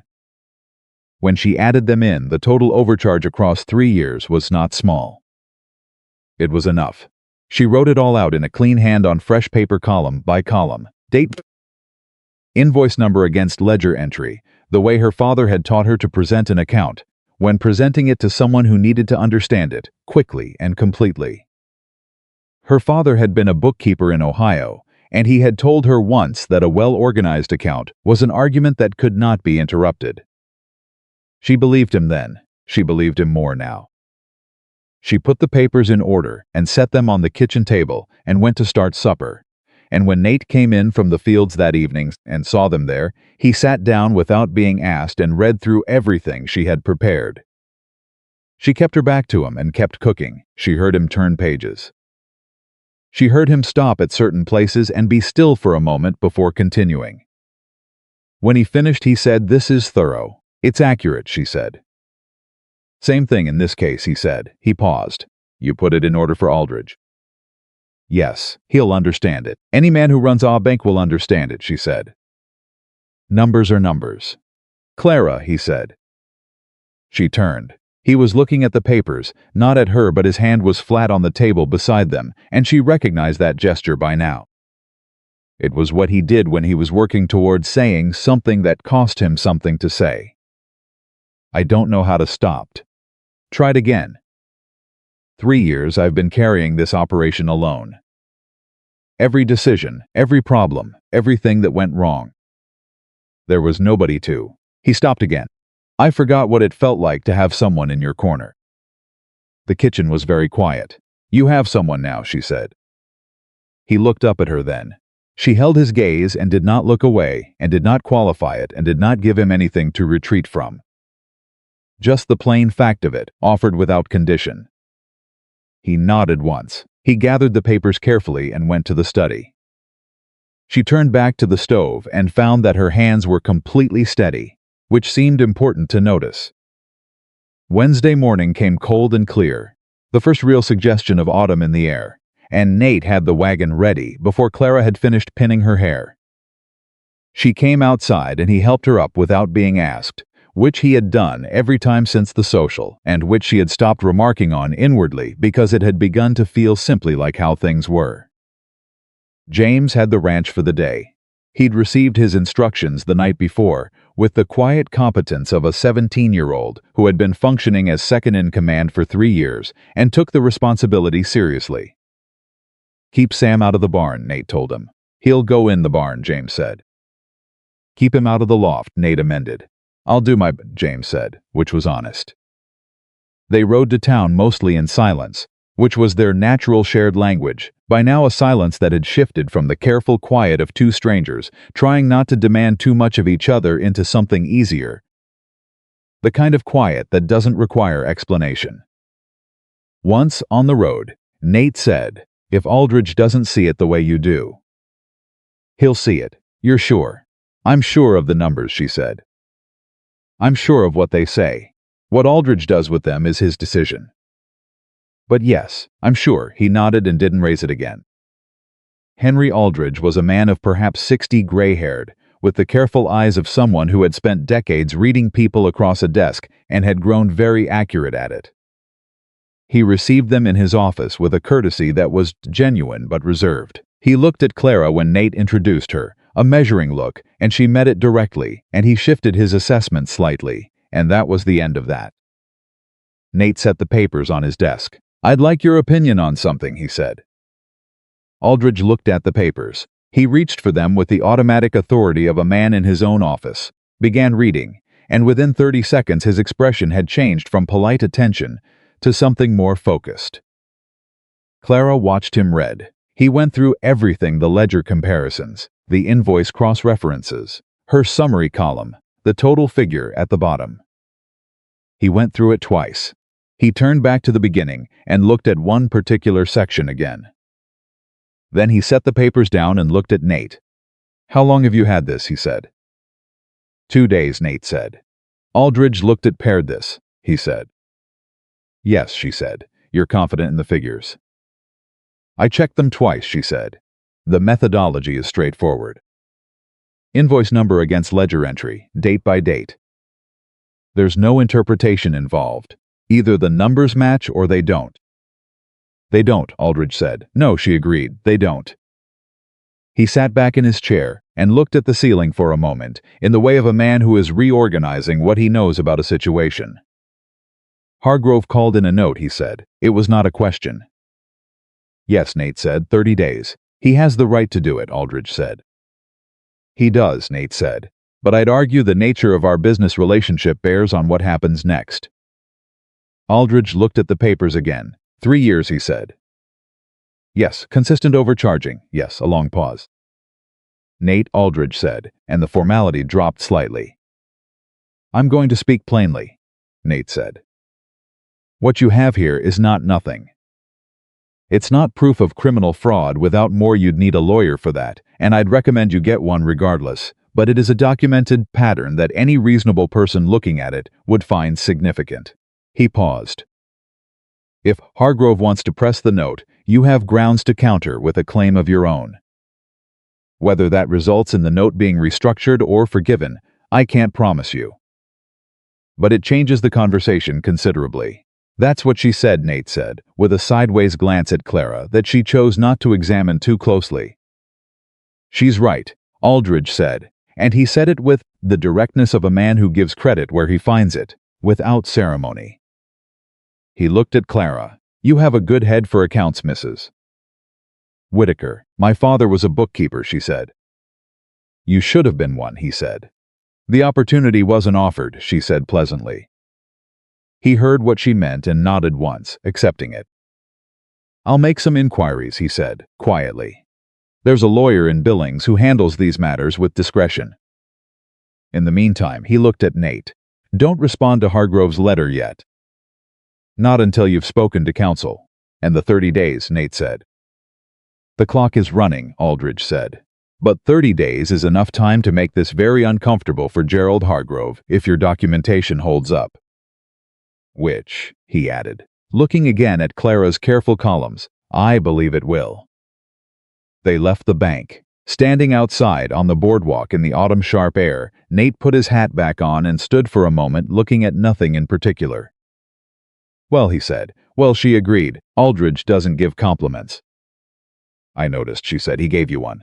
He gave the numbers one, she said. I just organized them. Nate looked at her sideways. You are the most stubborn woman, he said, about accepting credit for things you did. She blinked. He said it with such plain, quiet certainty, not frustrated, not teasing, just observing that she didn't have an immediate answer for it, which was unusual. I'm practical, she said finally. You're stubborn, he said. But you're also right most of the time, so I've decided it's acceptable. She stared at him. He was already walking toward the wagon. She followed, and she did not let him see that she was smiling, because she suspected he already knew. The letter from Gerald Hargrove arrived 4 days later. Not the formal one, a second letter shorter, written in a different hand from the first, less structured, with the agitation of a man who has learned something he wasn't expecting to learn. It said that the terms of the note were perhaps open to renegotiation, and that Mr. Hargrove would be glad to discuss the matter at a mutually convenient time, and that he hoped there were no hard feelings between them. Nate read it at the kitchen table. He passed it to Clara without comment. He knows, she said. Aldridge made his inquiries, Nate said. Quietly enough that Hargrove has now heard, she said. That's how quiet works in a small town, Nate said. A pause. He should be, she said. The lawyer in Billings wrote back yesterday, Nate said. He's willing to take the case. He says what we have is he stopped. Set his hands flat on the table. He says it's enough. If Hargrove presses the note, we can counterclaim. And if we counterclaim, Hargrove has a problem he doesn't want public. Clara looked at him. So what do you want to do, she said. I want the note forgiven, he said, in full, not restructured. Not extended. That's a significant demand. It's a significant fraud, he said. Yes, she said. It is. She thought for a moment. If Hargrove agrees to forgive the note in exchange for you not pursuing the overcharge claim, then he gets away with 3 years of stealing from me, Nate said. His voice was level, but she could hear the edge beneath it. Yes, she said, he does, and if I pursue the claim, then it's public, she said, all of it, which may be what he deserves and may also cost you time and legal fees and put you in front of a judge, which is always uncertain. She paused. What matters more to you, The money back or the accounting? He was quiet for a long time. The ranch, he said finally. What matters is the ranch and the children. If I get the note forgiven and the east pasture stays mine, I can rebuild what he took over time. A pause. I can't rebuild what I'd lose if I spent the next year in legal proceedings, and the operation falls apart while I'm in Billings meeting with lawyers. That's a reasonable position, she said. It doesn't feel like justice, he said. No, she said, it doesn't. But it's survival, and sometimes survival is what you choose because you have 7 children and 40 acres of good grazing land to protect. He looked at her. How do you do that, he said. Do what? Say the hard thing, he said. The thing I'm already thinking but haven't said yet. You say it. Like it's not simple, she said. It's just true, and true things are better said. Eleanor was like that, he said, and then he stopped the way he always stopped when Eleanor came into a sentence unexpectedly, as though he had not entirely planned for it. But this time he didn't pull back. She said what was true, he said. Even when it wasn't easy. She said it because she thought that was respect, telling someone the real thing instead of the comfortable one. He looked at his hands. I've missed that, more than almost anything. Having someone in the room who would tell me the real thing. Clara did not say anything. She understood that this was not a comparison.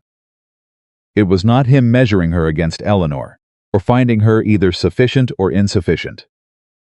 It was a man saying, this is what I lost and this is what I recognize, and I am not going to pretend I don't see it. I'll write to Hargrove, she said, the response letter. If you'd like. You? He knows the accounts came from me, she said. Aldridge's quiet inquiries would have made that clear. A response letter from me, precise, documented, without heat, tells him exactly what kind of mind he's dealing with.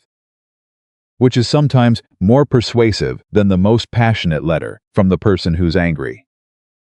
Nate considered this. You're not angry, he said. I'm furious, she said. That's exactly why I should write it. Something crossed his face, that almost expression she had come to read as his version of being moved. Write it, he said. She wrote it that evening. It was 4 paragraphs.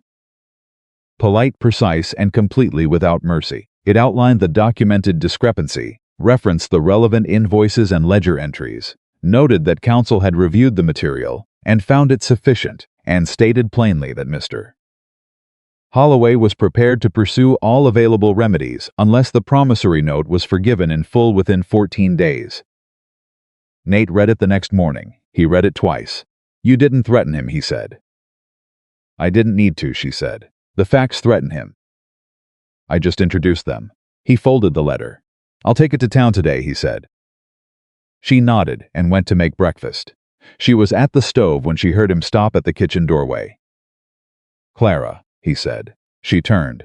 He was standing with the letter in his hand, and he was looking at her the way he sometimes looked at things he was trying to see clearly, directly, without flinching. With the full attention of a man who had learned that things looked at carefully were usually less frightening than things avoided. I want you to know, he said, that whatever happens with Hargrove, however this resolves, it has nothing to do with why you should stay. She held very still. You should stay because this is your home. Not because you saved the east pasture, because this is your home and we are. He stopped. Try it again, because the children need you. Because another stop. His jaw worked slightly, because I would very much like you to stay. For your own reasons, not because of any of this. The kitchen was completely quiet. Clara set down the spoon she was holding. Nate, she said, I was never going to leave because of Hargrove. I know, he said. I wanted to say it anyway. All right, she said. He nodded. He left for town. She stood in the kitchen alone for a long moment, her hand on the counter, the morning light coming through the window. The house beginning to stir around her, with the sounds of 7 children waking up, and the day starting, and everything ordinary, and everything changed. She had come here to survive. She was doing considerably more than that now. The letter worked. 14 days later, 13, actually a response arrived from Gerald Hargrove's lawyer, written in the careful language of a man communicating through legal representation because he no longer trusted himself to communicate directly. The promissory note was forgiven, in full. The collateral claim on the east pasture was released. There was no admission of wrongdoing, which was expected and accepted. And there was a concluding paragraph about mutual respect and good business relations that both Nate and Clara read with expressions that could generously be described as polite. Nate set the letter down. He was quiet for a moment. Then he said, "It's over." "Yes," she said, "the east pasture is still ours." Yes, he exhaled a long, slow exhale, the kind that carries something that has been held a very long time. "I want to tell the children," he said. "Tell them tonight," she said. At supper, he looked at her. "You did this," he said. "We did this," she said. "You kept 3 years of invoices in a box in your study." "I just read them." "Clara, we did this," she said again, firmly. He looked at her for a long moment. "All right," he said. "We did this." That evening at supper, Nate told the children. He didn't tell them everything, not the detail, not the full scope of Hargrove's overcharging, not the threat to the east pasture. He told them what they needed to know, that there had been a business problem with the ranch's accounts, and that it had been resolved, and that the ranch was secure. Thomas immediately asked if they were going to have to sell horses. "No," Nate said. "Are we going to lose any land?" Daniel asked. "No," Nate said. "Is it because of Clara?" Sam asked. The table went slightly still. Nate looked at Sam. "Partly," he said. Sam turned to Clara with the expression of someone whose theory has been confirmed. "I knew it," he said. "I told Ethan last week that Clara was going to fix it." "Whatever it was. You didn't know what it was last week," Clara said. "I knew you were working on something," Sam said, entirely unconcerned by this distinction. "You had your numbers face on." "My numbers face," she said. "You get a face when you're working on numbers," Sam said. "It's a very serious face. Ethan draws it better than I can describe it." Everyone looked at Ethan. Ethan looked at the table. "I may have done a sketch," he said, to his plate. He looked up. "Can I see it?" she said. He reached into his jacket. He had apparently brought the sketchbook to supper, which said something about how the evening had been expected to go, and produced it, and opened it to a page and slid it across the table. She looked at it. It was her, at the kitchen table, at night, the lamp burning low, papers spread around her, one hand holding a pen, and the other pressed flat on the ledger. Her head was bent, and her shoulders were focused, and the expression on her face was, she didn't have a word for it immediately. Purposeful, yes, concentrated, yes, but also something else. Something that looked, she thought, like someone who had found exactly the thing they were meant to be doing. She looked at it for a long time. "You're very talented," she said. "It's just observation," he said. "Observation is the whole thing," she said. "Don't minimize it." He looked at her, and for the first time she saw something in his face that was not guarded or careful or controlled. Just a boy who had been told that what he did was worth doing. Just that, just the simple relief of it. "Thank you," he said. "Thank you," she said, and meant it differently. After supper, Mabel came to stand beside her at the sink. "He's going to ask you to marry him," Mabel said. Clara went very still. "Pa," Mabel said, "he's going to ask you, I know him. I've watched him for 16 years. There's a way he looks at things he's decided about. He has that look." Clara kept her hands in the wash water. "Mabel, I'm not telling you to warn you off," Mabel said. Quickly, firmly. "I'm telling you because I want you to know that." She stopped. Her voice had gone slightly rough at the edges, which was the only external sign she ever permitted herself. "I want you to know that I think you should say yes. If he asks, I think you should say yes." Clara turned to look at her. Mabel was looking at the window. Her jaw was set and her hands were still, and she had the expression of someone who has just done something that cost her considerably. "He's been alone too long," Mabel said, and we stopped. "I have tried very hard to be what we needed. I know I'm not always easy. I know I made it hard for you at the beginning. I know I was." "You were protecting your family," Clara said. "I was protecting myself," Mabel said very quietly. From another person leaving. The kitchen was completely still. "I'm not leaving," Clara said. "I know that now," Mabel said. That's why I'm saying this. She finally turned to look at Clara, a direct, unguarded look, the most unguarded Clara had ever seen from her. You are what you did for Sam, what you did for this ranch, what you did for my father. You are exactly what we needed. And I was too afraid to admit it for too long. Her voice cracked slightly on the last word. She controlled it immediately, so I'm admitting it now. Clara crossed the kitchen and put her arms around the girl. Mabel went rigid for approximately 1 second, the instinctive resistance of someone who has not been held in a long time and has forgotten how, and then she wasn't rigid anymore. She held on. Clara held on back. They stood like that in the kitchen for a long moment, and neither of them said anything, because there wasn't anything left to say that the holding didn't already cover. When Mabel pulled back, her eyes were dry. She would not, Clara thought, cry easily, perhaps not often, perhaps not in front of people. That was simply who she was, and Clara respected it entirely. You need to finish the dishes, Mabel said with perfect composure.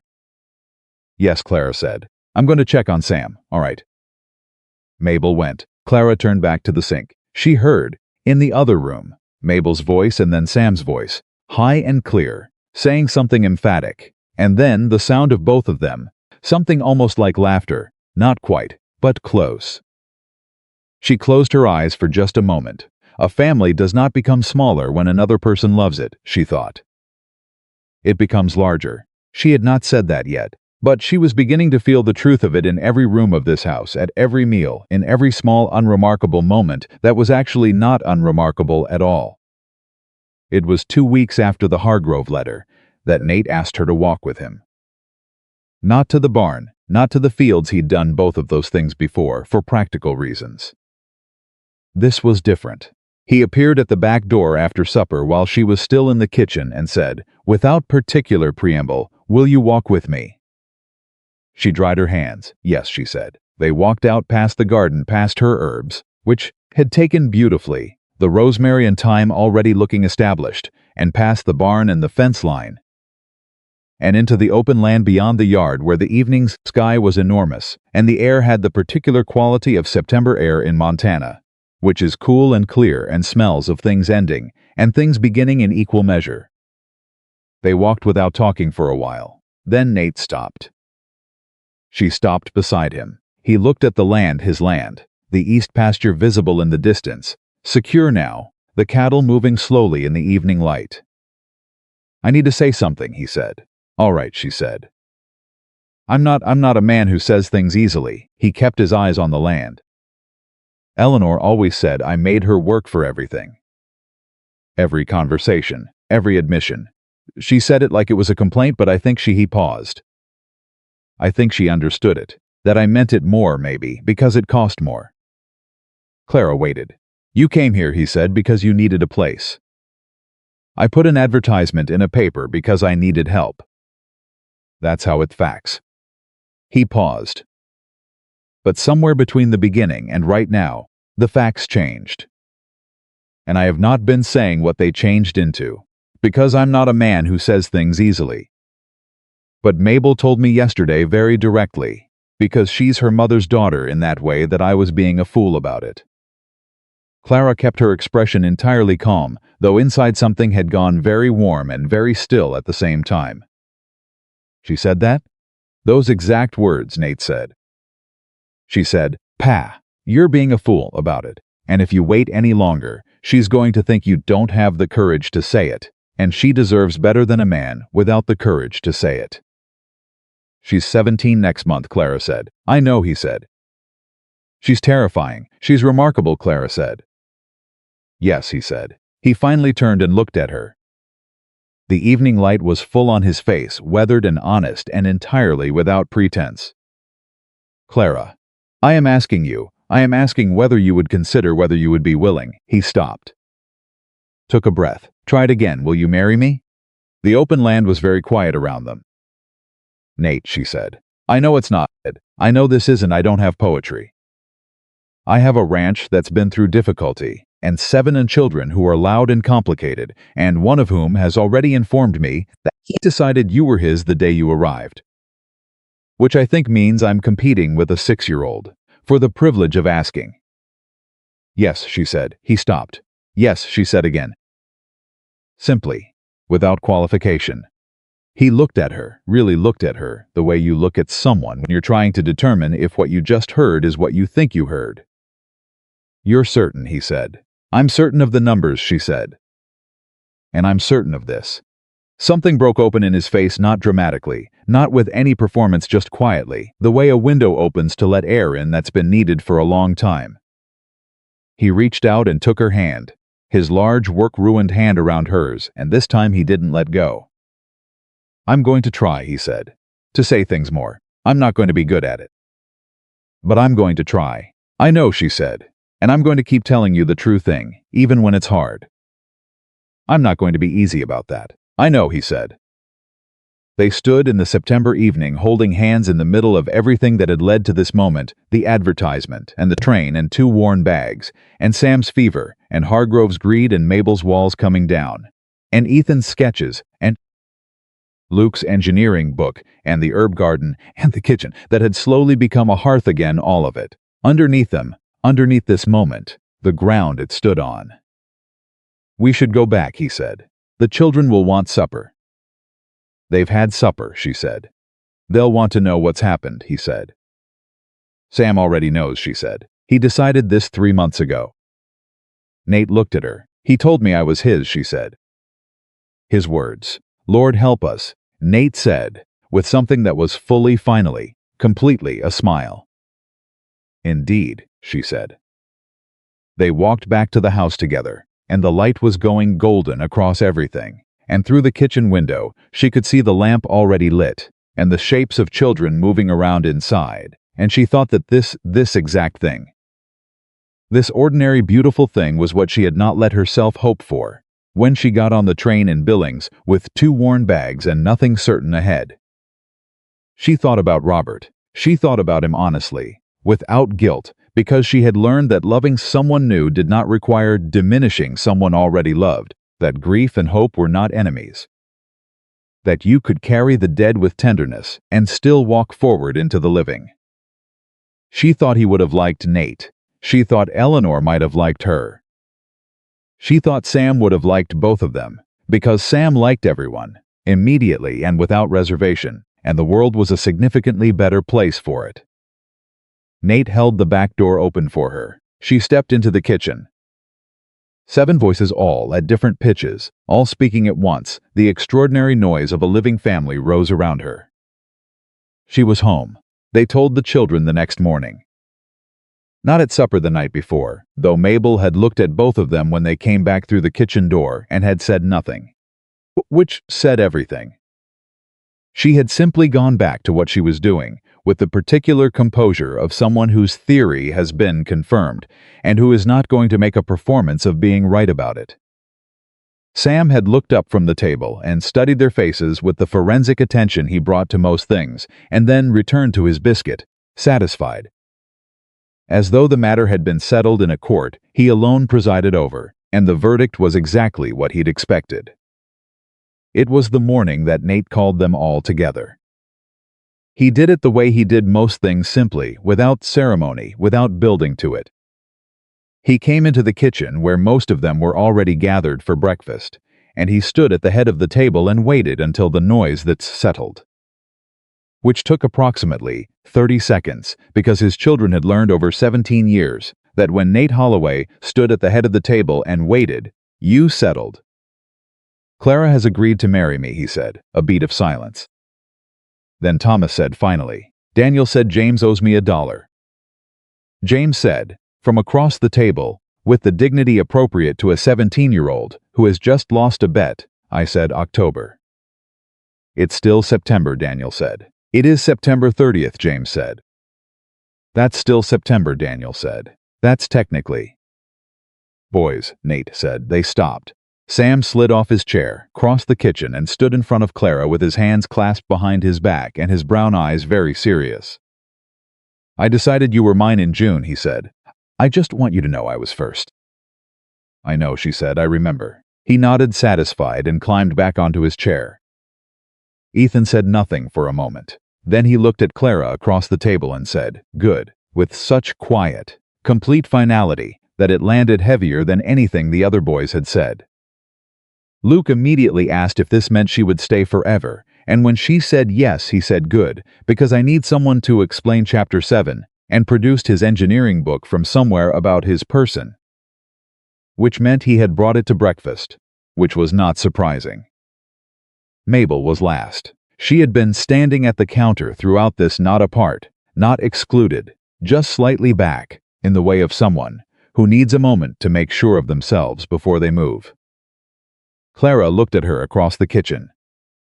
Mabel crossed to her and put her arms around her quickly, firmly, without the rigidity of the first time, without hesitation, and then stepped back, straightened her apron and said, "Breakfast is getting cold," and went back to the stove. Nate caught Clara's eye over the heads of his children. She thought she had never in her life seen a man look like that, like something that had been braced against for so long had finally been allowed to simply stand upright. She thought that expression was worth every mile of that train ride. The wedding was set for November, which gave them 6 weeks, and 6 weeks in a household with 7 children and a Montana autumn pressing in from all sides was not very long at all. Clara did not want anything large.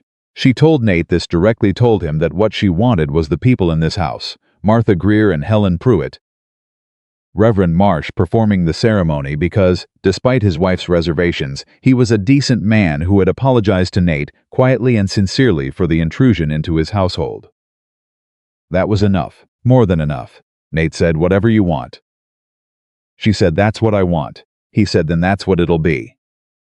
He said it with the ease of a man who has learned, over the course of several months, that the wisest thing he can generally do is agree with her, which she found both endearing and slightly amusing. The 6 weeks were full. Mabel, who had decided that if this was happening, it was going to be done properly, took charge of the domestic preparations with the organized efficiency that was her native language, and which Clara now recognized as love expressed in the only way Mabel had been allowed to practice for 3 years. She made lists. She consulted with Martha Greer, who arrived one Wednesday with fabric samples and strong opinions, and a laugh that filled the kitchen. Clara sat with Mabel over those lists more than once, and they worked together in the way they had learned to work, Clara offering, Mabel directing, both of them moving around each other's competence, without friction, without the territorial wariness of the early weeks. It was during one of those sessions that Mabel said, without looking up from her list, "I've been thinking about what you said." About studying. Clara kept her hands on the fabric she was folding. "Helen Pruitt came to see me," Mabel said, "the school teacher. She said there's a teaching certificate program in Billings." She paused. "She said I'm more than qualified to sit the entrance examination." "You are," Clara said. "It would mean leaving," Mabel said. "For stretches, not permanently, but leaving, yes," Clara said. "The boys aren't," Mabel stopped. Tried again. "They don't need me to run the house anymore." "They have you." She said it without any of the old weight in it. Just fact, they have you, and that. She paused. "That's a good thing, I know that now." "It is," Clara said. "And they will still need you. That doesn't change because I'm here." "A mother doesn't replace a sister." Mabel looked up. "You're not," she started. "I know I'm not your mother," Clara said quietly. "I'm not trying to be. Eleanor was your mother. She was remarkable by everything anyone has ever told me about her, and that is yours and your brother's, and it doesn't belong to me." She paused. "But I am going to be here, every day. And that's different from trying to be something I'm not." Mabel held her gaze for a long moment. "You should talk to your father about Billings," Clara said. "He'll say yes." "How do you know?" "Because he wants you to have more than this ranch," Clara said. "He always has. He just didn't know how to say it while he was trying to hold everything together by himself." Mabel looked at the list in her hands. "She wanted me to be a teacher," she said quietly. "Ma," she said, "I had the patience for it," said. She stopped. "She said I could make people feel like what they knew mattered." "She was right," Clara said. Mabel folded the list. "I'll talk to him," she said. "Good," Clara said. She watched Mabel leave the kitchen and thought about Eleanor Holloway, thought about a woman she had never met who had seen exactly who her daughter was and named it correctly, And who had trusted, perhaps, that someone would be there to remind her daughter of it when the time came. She hoped Eleanor knew. She thought somehow that she might. The morning Ethan came to her was a Thursday, 2 weeks before the wedding, and she knew from the sound of his boots in the hallway, hesitant, stopping outside the kitchen twice before he came through, that whatever he was carrying had been carried a long time. She was alone in the kitchen. She did not look up immediately when he came in, which she had learned gave him time to decide how to begin. He sat at the table. She kept working. "Can I ask you something?" he said. "Yes," she said, a pause. "Do you think she would have stopped? Do you think Ma would have minded, you being here? You and Pa." She set down what she was doing and sat across from him. She looked at him honestly, 14 years old, carrying something that was too heavy for 14, asking a question that deserved a real answer. "I didn't know your mother," she said, "so I can only tell you what I know of her from what everyone who loved her has told me." She paused. "And everything I've heard tells me she was a woman who loved her children and her husband with everything she had, and that what she wanted, above anything else, was for this family to be whole." She paused again. "I don't think a woman like that minds when the people she loved find a way to be whole." Ethan was quiet. "I still miss her," he said. Not with the careful control he usually kept, just plainly, the way you say a true thing when you've finally decided to say it. "I know," Clara said. "That doesn't go away. It changes shape over time, but it doesn't go away, and it shouldn't. Missing someone who deserved to be loved is not a problem to be solved." "James doesn't," Ethan said. "James talks about her like she's just a memory." "Something finished. James carries it differently," Clara said. "That doesn't mean he carries it less." Ethan looked at his hands. "Pa cried," he said, "the night Sam's fever broke. I saw him in the hallway. I don't think he knew I was there." "I know," Clara said. "He doesn't cry," Ethan said. "He never cries. He loved Sam's mother," Clara said. "He loves all of you. Men like your father, they feel everything. They just don't know what to do with it yet." Ethan was quiet for a long moment. Then he reached into his jacket and put a drawing on the table between them. She looked at it. It was a drawing of the family, all of them, at the kitchen table. Not posed, not formal, just caught in the middle of a meal, Thomas and Daniel arguing, Luke with his book, Sam with his enormous serious eyes, James at the end, Mabel at the counter, Nate with his coffee cup, and Clara at the stove, with her back to all of them, but somehow present in every part of the drawing, the way the center of something is present, even when you're looking at the edges. It was the best thing he had ever drawn. She looked at it for a long time. "Can I keep this?" she said. "I made it for you," he said. She looked up. He had his mother's eyes, she thought, or rather, he had the eyes his mother had described when she told Nate that Ethan felt things more deeply than the others. The kind of eyes that see everything and record it and carry it, and that are sometimes a burden and sometimes a gift, and are always, always worth protecting. "Thank you," she said. "You fixed us," he said. It was very quiet. Very direct, entirely without decoration. "No," she said. "You were already trying to fix yourselves.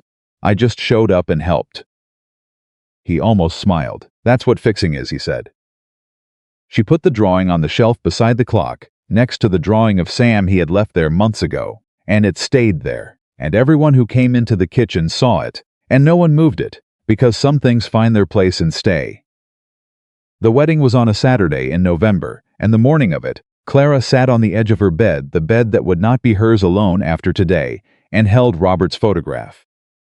She looked at his face for a long time. "I'm happy," she told him. "I want you to know that, not instead of missing you. Not because missing you has stopped, but alongside it. Both things at once." She paused. "You always said I was too practical to believe in grace. But I think that's what this is. I think somehow I ended up exactly where I was supposed to be, and I think you'd have liked it here." She set the photograph back on the shelf, beside the herb seeds she had never needed because she had already planted them, and she stood up and smoothed her dress and went downstairs. Sam was waiting for her at the bottom of the stairs. He was wearing his good clothes and his collar, which he had put on without complaint, which told her how seriously he was taking the day.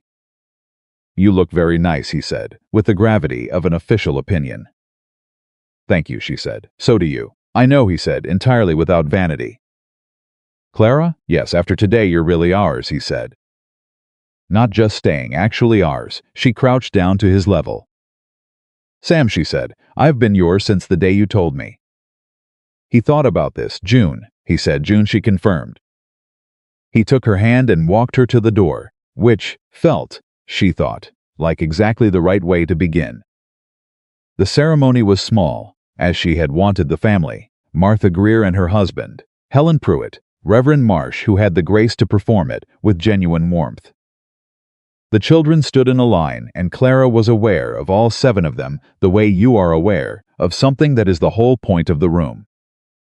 Nate stood at the front, and when she came to stand beside him, he looked at her the way he had looked at her on the September evening when he asked directly, without flinching, with the full and serious attention of a man who means what he does. He took her hand. He said his vows the way he said everything that cost him something slowly, with the weight of someone who understands that words, when they're real, are permanent things. She said hers looking at him, and she meant every word with the particular depth of someone who has lost enough to know exactly what they are choosing, and chooses it anyway. When Reverend Marsh pronounced them married, Sam immediately said finally in a carrying whisper that made Martha Greer laugh out loud and made James cover his face and made Nate close his eyes briefly in the expression of a father who loves his child completely and is also, in this particular moment, mildly mortified. Clara laughed. It was a real laugh, full and unguarded, the kind of laugh she had not known she was missing until it was back.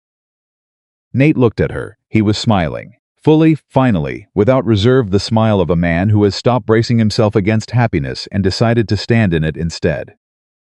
He leaned down and kissed her, which was brief and warm and entirely his, and the children made various noises about it that she chose not to catalogue.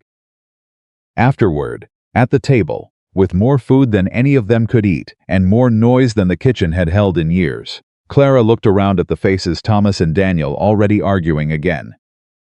Luke with the engineering book open against a plate he hadn't finished, Ethan quiet and present, James at the end of the table, with the easy pride of an oldest child, watching his family be whole.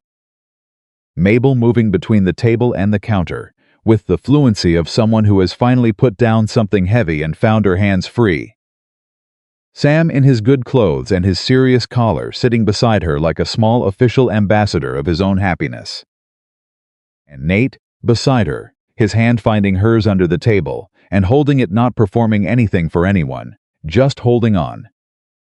Because she was there, and he was there, and they had both found their way to the same place, through entirely different roads, and the roads were behind them now. She thought about the train platform in Billings, 2 worn bags. A letter that said sufficient. She thought about everything that word had failed to contain. She pressed Nate's hand and he pressed back. The months that followed were not without difficulty. Nothing real ever is. There were hard winters and hard decisions, and the particular ongoing challenge of raising 7 people who were, all in their various ways, entirely their own persons with their own needs and their own complications. Thomas broke 3 fences and a window in the spring. Luke's engineering experiments required supervision of a dedicated nature. Daniel and Thomas reached an age where their disagreements required actual refereeing rather than simply presence. And the grief was still there, not gone, not buried, but changed. Eleanor was still in the house. She was in Mabel's hands and Ethan's eyes and Sam's questions, and the way Nate sometimes paused by the window in the evening for no visible reason. Clara did not try to move her out of the house. She had never tried. She had understood from the beginning that Eleanor was not a presence to be replaced. She was the ground the family had been built on, and you do not replace ground. You build on it. What Clara had done, what she continued to do, was add to the building. Mabel sat her entrance examination for the teaching certificate in February, and passed with a score that made Helen Pruitt write a letter specifically to compliment it. She told the family at supper, and Nate said, "Your mother would have," and stopped, and Mabel said, "I know, Pa," and that was enough for both of them. Ethan's sketchbook filled up. He started a second one. The drawing that hung beside the clock had been joined by others, a portrait of Nate that caught him exactly, the particular quality of his attention rendered in pencil lines that made Clara stop and look every time she passed it. Martha Greer saw it once and asked who had done it, and when Clara said Ethan, she said she wanted to introduce him to in Billings, who taught formal drawing classes. And Ethan had gone the color of the kitchen wall, and said he'd think about it, which Clara knew meant yes. Sam grew. He grew the way children grow when they are well-fed and secure, and allowed to ask as many questions as they need steadily, confidently, with the easy expansion of something that has room. He started school properly in September, and came home every day with things to tell Clara about what he had learned and theories about the things he hadn't yet, and she listened to all of it with the attention it deserved, which was considerable. One evening, a year after she had arrived, she was in the kitchen when Nate came in from the fields and stopped. She turned. He had an expression she knew well by now, the expression of a man working toward something he needs to say. "What?" she said. "I want to tell you something," he said. "All right," she said. He came to the table and sat, and she sat across from him, and the kitchen was quiet around them, the way it had been that first morning, when he told her about Eleanor and the biscuits and the Fridays. The first real thing he had ever told her about the inside of himself. "When I wrote that advertisement," he said, "I wrote it because I thought what I needed was a capable woman who could cook and manage a household. I thought what was wrong with this place was practical. Something missing that could be supplied practically." He paused. "I was wrong about what was wrong." She waited. "What was wrong," he said, "was that we had all stopped believing it was going to get better. We were surviving, we were functional, but nobody believed it was going to be good again." He looked at her. "You walked in the door, and within it wasn't even weeks, Clara. Within days." Sam came back to himself. Ethan started drawing again. Mabel started breathing. He paused. "I started breathing." She held very still. "I didn't ask for that," he said. "I didn't know how to ask for that. I didn't know what to put in an advertisement that said, 'Send me someone who can make my family believe in tomorrow again.' I didn't even know that's what I needed." He looked at her with the full, direct attention that was his most intimate thing. "But that's what you did." The kitchen was very quiet. "Nate," she said. "I'm not finished," he said, which was unusual enough that she stopped.